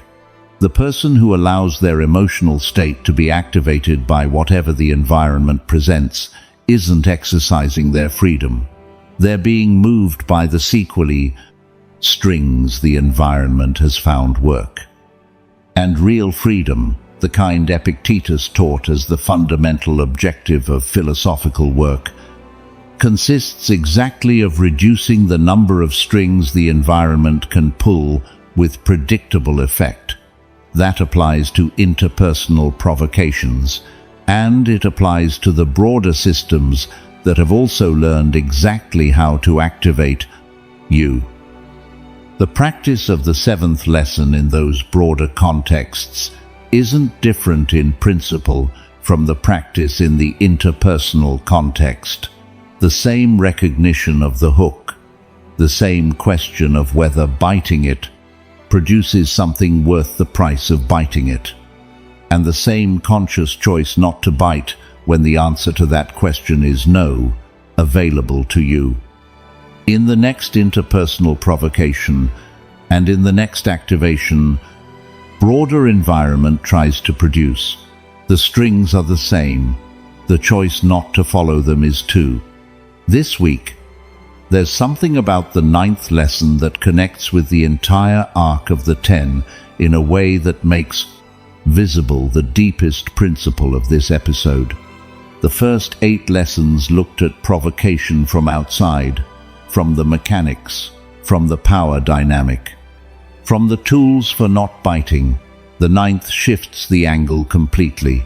It looks at the provocateur from inside, from understanding what's happening to them, and that different look produces something the 8 previous lessons couldn't produce on their own. The possibility of real compassion, not the sentimental compassion that forgives everything and turns the other cheek without limits. The compassion of someone who sees clearly what's really happening, and who, from that clarity, chooses how to respond.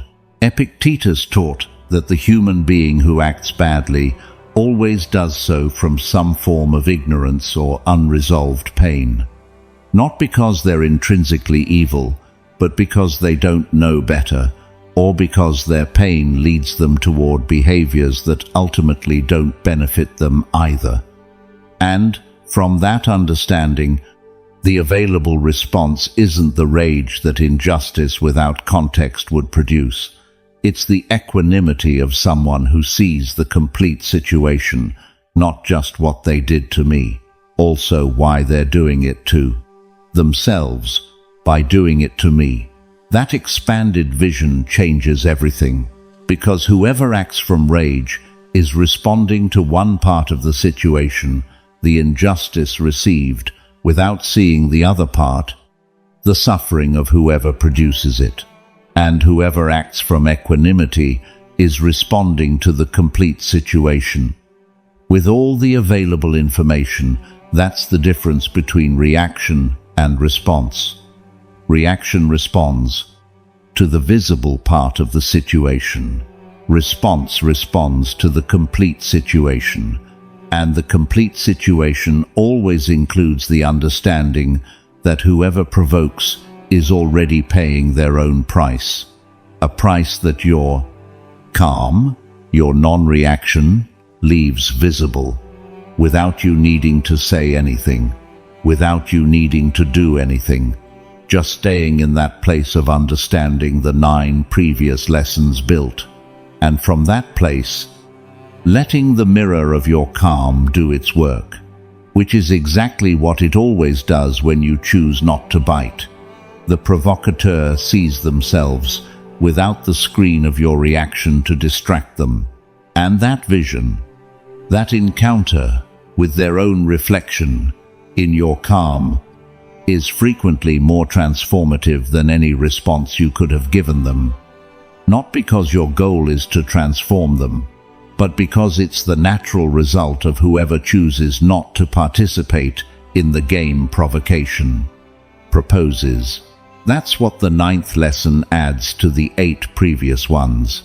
The complete understanding that makes genuine calm possible, not the forced calm of someone biting their tongue, the natural calm of someone who sees completely and chooses from that vision, available to you in the next provocation. With the 9th lesson loaded as the deepest context of all, the provocateur is already suffering. Your calm doesn't add to that suffering. It only makes it visible. And in that visibility, without you needing to do anything, lies the most powerful response this episode can give you. 9th Stoic lesson. The Stoics understood that whoever provokes you is already suffering, because the person at peace doesn't need to disturb the peace of others, and your calm exposes their internal torment. There's an understanding about provocation that completely changes the experience of receiving it when it's fully internalized. Not just the understanding that the provocateur seeks power. We already examined that in the 3rd lesson.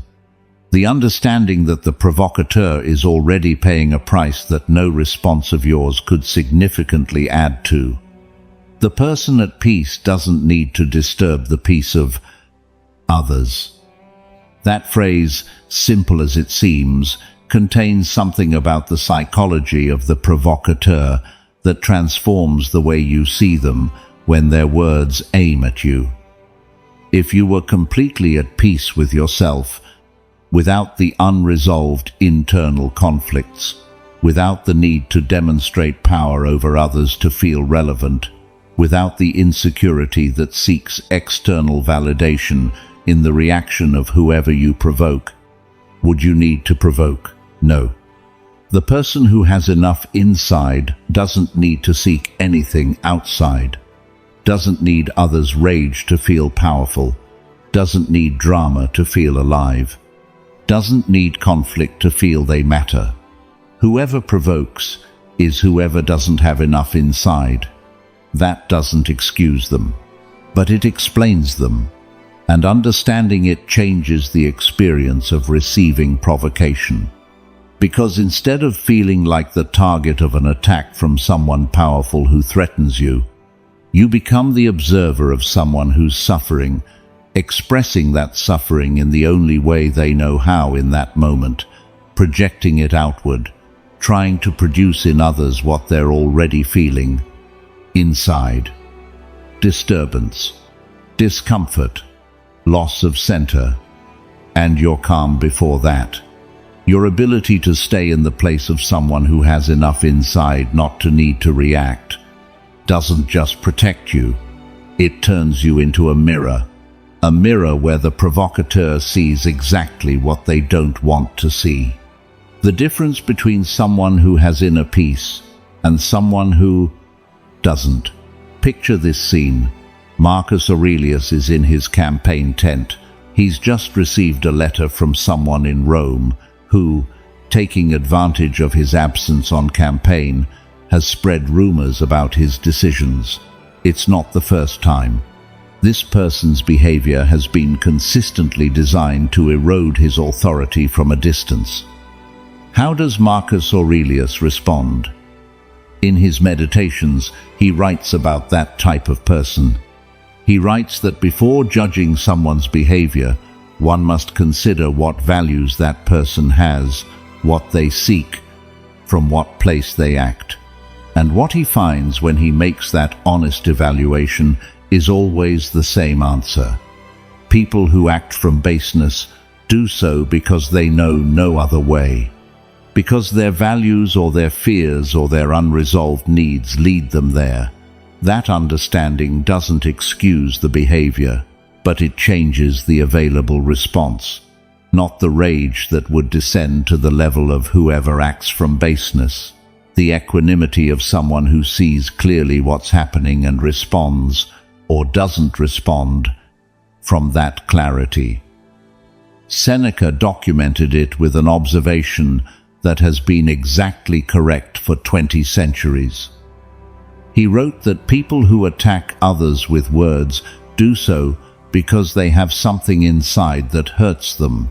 That verbal cruelty isn't a sign of strength but of pain, and that the most powerful response to someone projecting their pain isn't to send it back. It's to refuse to take it.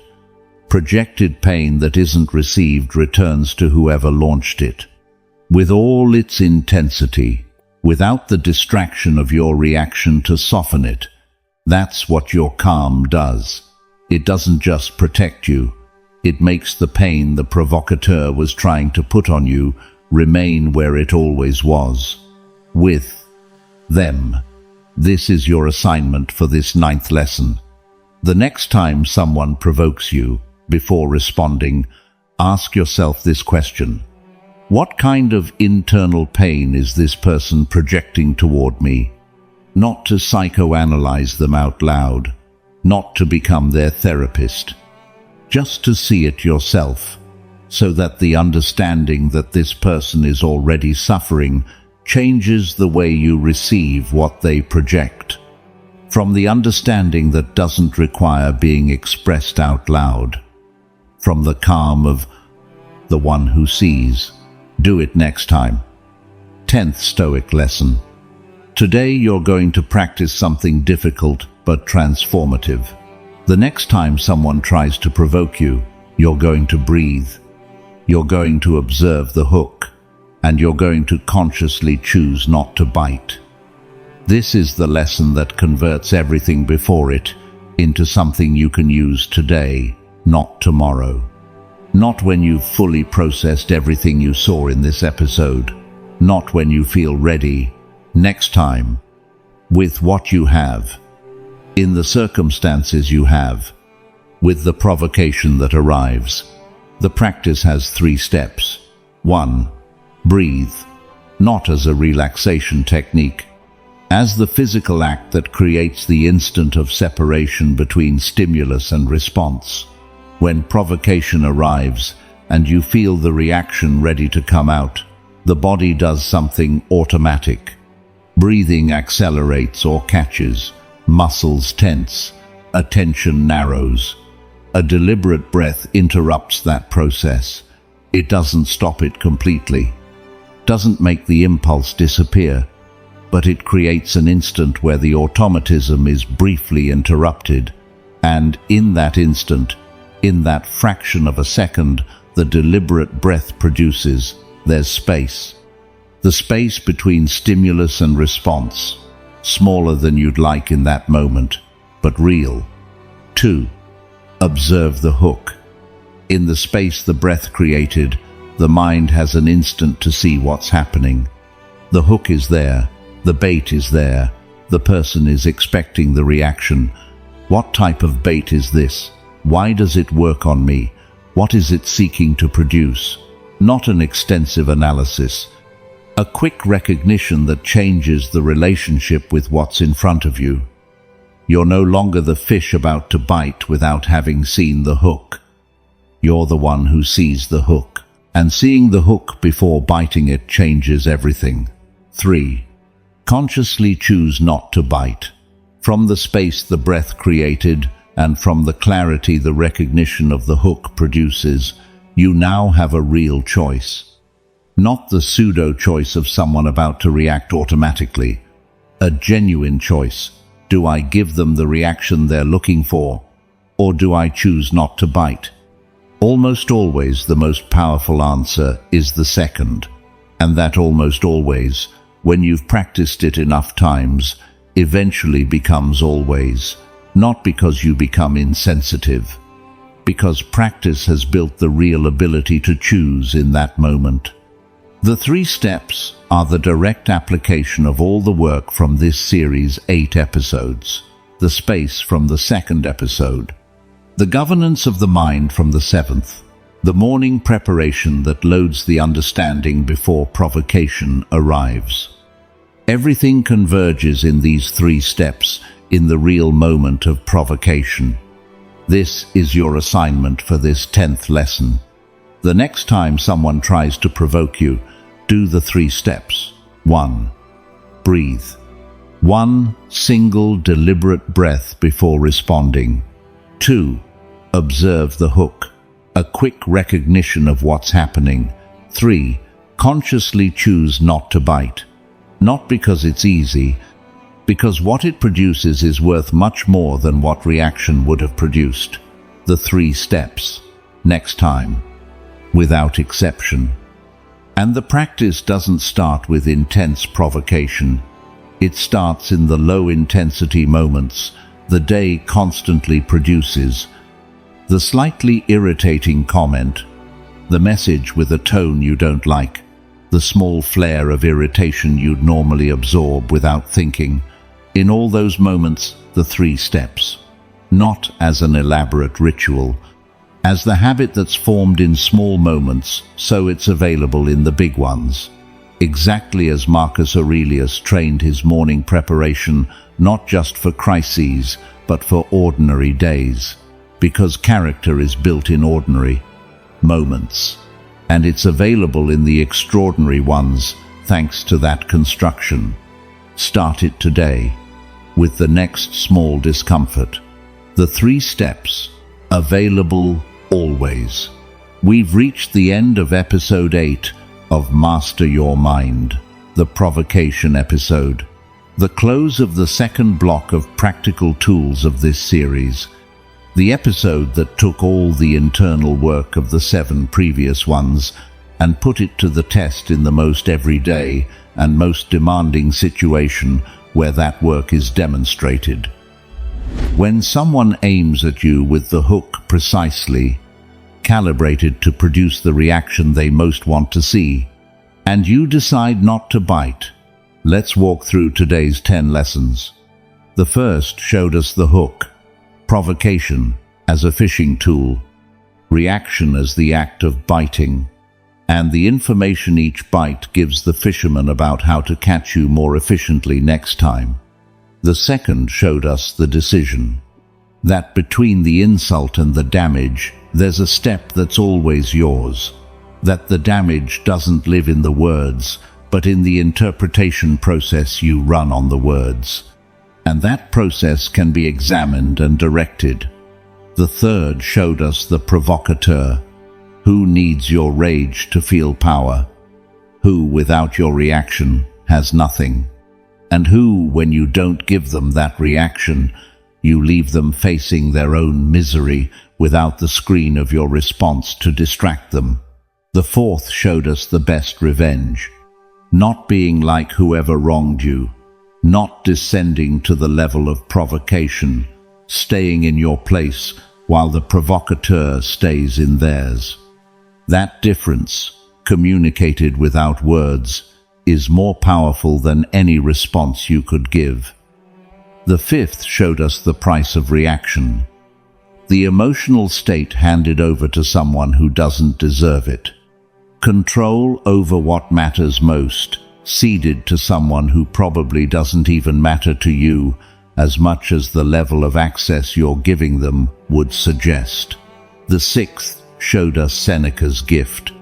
The insult as a package someone extends toward you, your freedom not to extend your hand, and the package that stays with whoever launched it, complete, without having been taken by anyone. The seventh showed us the puppet strings, predictability as vulnerability, non-reaction as cutting the strings others use to move you whenever they want. The eighth showed us that non-reaction isn't weakness, it's exactly the opposite. It's the demonstration of a level of inner mastery the provocateur can't imagine because they've never practiced it. The ninth showed us the provocateur suffering, the understanding that whoever disturbs the peace of others doesn't have it inside. And you're calm as the mirror reflecting that difference without you needing to say anything. And the 10th gave you the 3 steps. Breathe. Observe the hook. Consciously choose not to bite. The concrete. Applicable practice starting the next time provocation arrives. That's what this episode leaves you. Not the promise you'll never react again. The tool for next time to be different from last time, and the time after that different from next time. One hook not bitten at a time. Until non-reaction stops being an effort and becomes what you naturally are. The one who understands what's happening when provocation arrives and chooses from that understanding, not from impulse. Before this episode closes, I want to ask you for something. This episode talked about hooks and reactions and the times biting cost more than it was worth. We've all been there. We've all given the reaction someone was looking for and paid the price of having given it. If you have that moment, that time you reacted when you shouldn't have, and that you still know what it cost, go to the comments and write what you learned from that moment, not to expose anyone. To share with this community something that might be exactly what someone else needs to read tonight, because there's someone down there who just bit the hook, who just reacted in a way they already know is going to cost them, and who needs to know they're not alone, that it happens, and that there's a way out. Your experience can be that way out for someone else. Go to the comments, write what you learned. In the next episode, we're going to enter the 3rd block of this series, Inner Mastery. If the first block woke you to the problem and the second gave you practical tools, the third takes you somewhere different. Not what to do when the emotion arrives, how your mind operates at a fundamental level, how the judgments that produce disturbances are formed, how to examine them with a precision none of the previous tools can fully produce. The next episode is called The Judgment, and it starts with the most important teaching Epictetus left, that it's not things that disturb us, it's the opinions we hold about things. And when you understand that completely, not just as a phrase but as a mechanism you can examine and direct, you'll have taken the deepest step in this series. That's what's coming, built directly on the 8 previous episodes, built on everything you've practiced since you started listening to this series. The hook doesn't catch you if you don't bite. And starting today, biting is a choice. Yours. Always yours. This is Stoicism for winners. This is Master Your Mind. There's something about the journey of the 10 lessons this close needs to say in a way that goes beyond summary. The 10 lessons of this episode aren't 10 ideas about provocation. They're 10 perspectives on the same fundamental truth. That provocation has no power on its own. It only has the power you give it. And stripping it of that power requires nothing external. Doesn't require the provocateur to change. Doesn't require circumstances to improve. Doesn't require special conditions. It only requires clear understanding of what's happening and the decision not to participate in the game provocation proposes. The hook, the decision of damage, the provocateur's suffering, the dignity of not descending, the value of emotional state, the gift not accepted, the strings cut, the invisible mastery, the mirror of calm, and the 3 steps. 10 perspectives, 1 truth. Provocation doesn't catch you if you don't bite. Now then, this episode closes the second block of Master Your Mind and opens the path to the third. And there's something about that transition that deserves to be named because it changes how you receive what comes. The first 2 blocks worked from outside to inside. The first block woke you to the problem, gave you the fundamental instrument, and worked the 2 main emotions that operate outward, anger and inward, fear. The second block gave you concrete tools for specific situations, anxiety and the present, strategic silence, the governance of the mind, and provocation.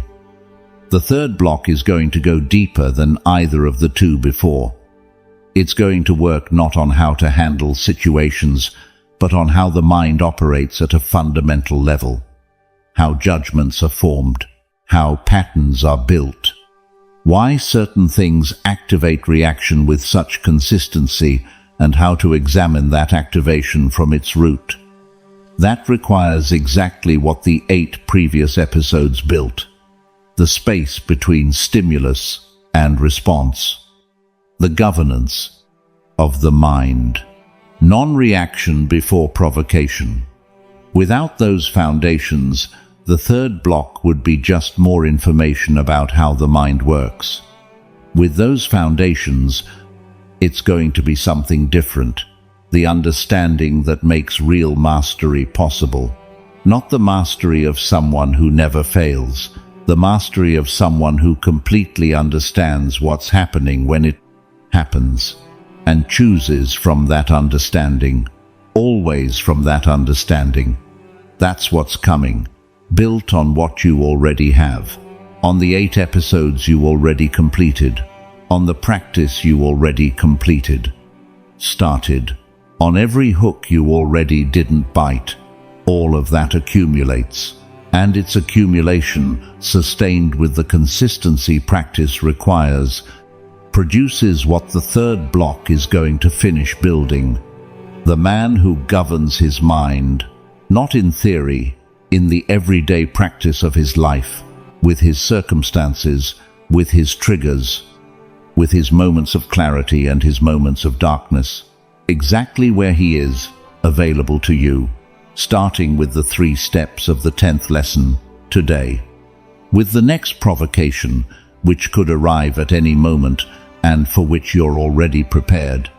The hook doesn't catch you if you don't bite, and starting today, biting is always a choice, yours. This is Stoicism for winners. This is Master Your Mind. There's something about the close of this episode that connects the work of the 8 episodes in a way that makes visible the path traveled and what still lies ahead. 8 episodes, 8 tools, 1 work, the work of not being governed by what you didn't choose. And there's something that work produces over time that's hard to describe from outside, but that whoever lives it recognizes when it starts to appear. a different quality in the relationship with difficult moments, not the absence of difficulty. Difficulty keeps arriving. Provocations keep arriving. Difficult people keep being difficult. But something in the experience of receiving them has changed. They no longer produce the same feeling of being dragged along, no longer produce the same urgency to respond immediately, no longer produce the same loss of center that was once automatic, not always, not perfectly, not without the moments where the hook is still bitten and where the work consists of returning, always returning, but with a frequency that keeps becoming more noticeable and with a recovery that keeps becoming faster.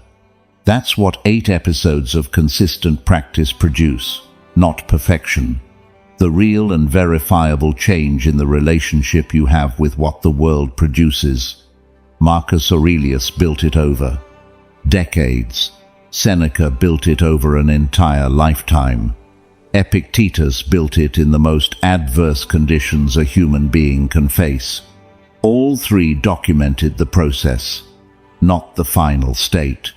The process itself, with its real difficulties, with its real setbacks, with the moments where the work was harder and where the return to center required more effort, and with the moments where the work produced exactly what it promised, calm before what used to produce reaction, space where before there was no space, choice where before there was only automatism.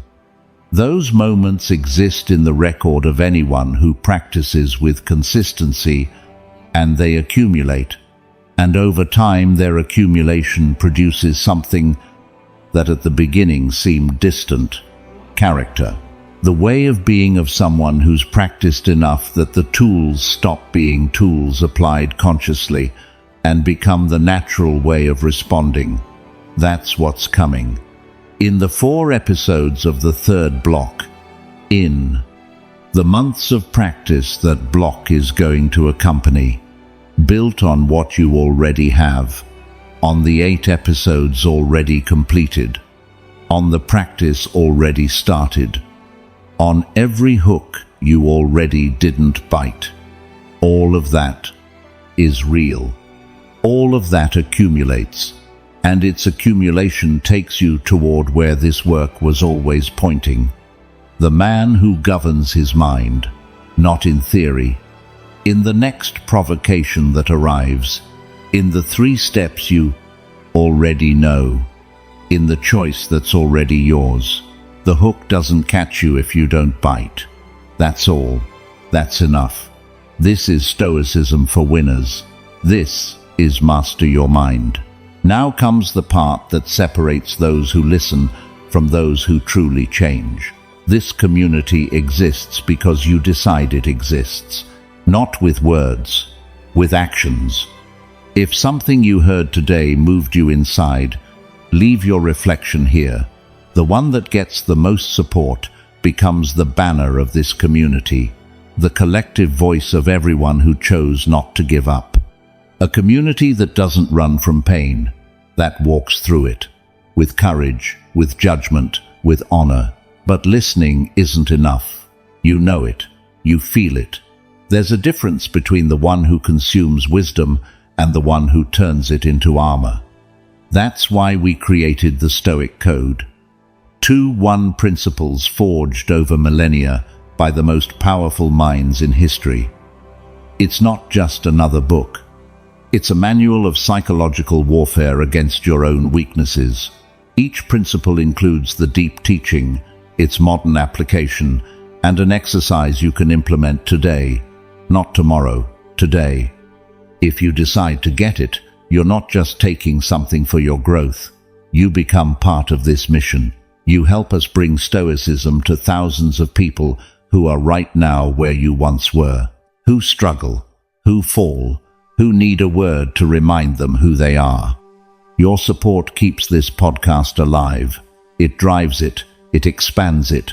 Thanks to you, this doesn't stop. The link is in the description of this episode. Everything you need is right there. We'll see you in the next episode of Stoicism for Winners. Every Monday, Wednesday, and Friday, without fail. Stoic sessions designed to be with you when life gets heavy, when staying calm is hard, when you need someone to remind you who you are before you forget it yourself. Follow us. The Stoic who doesn't train in calm won't find calm when the storm arrives. Until the next episode, we walk this path together, and every day there are more of us who choose not to give up. Remember this: you are the sole owner of your perception, the architect of your peace, the only one responsible for the war you choose to fight or the one you choose to end. That is Stoicism, not a philosophy, a way of being unbreakable. This is Stoicism for Winners.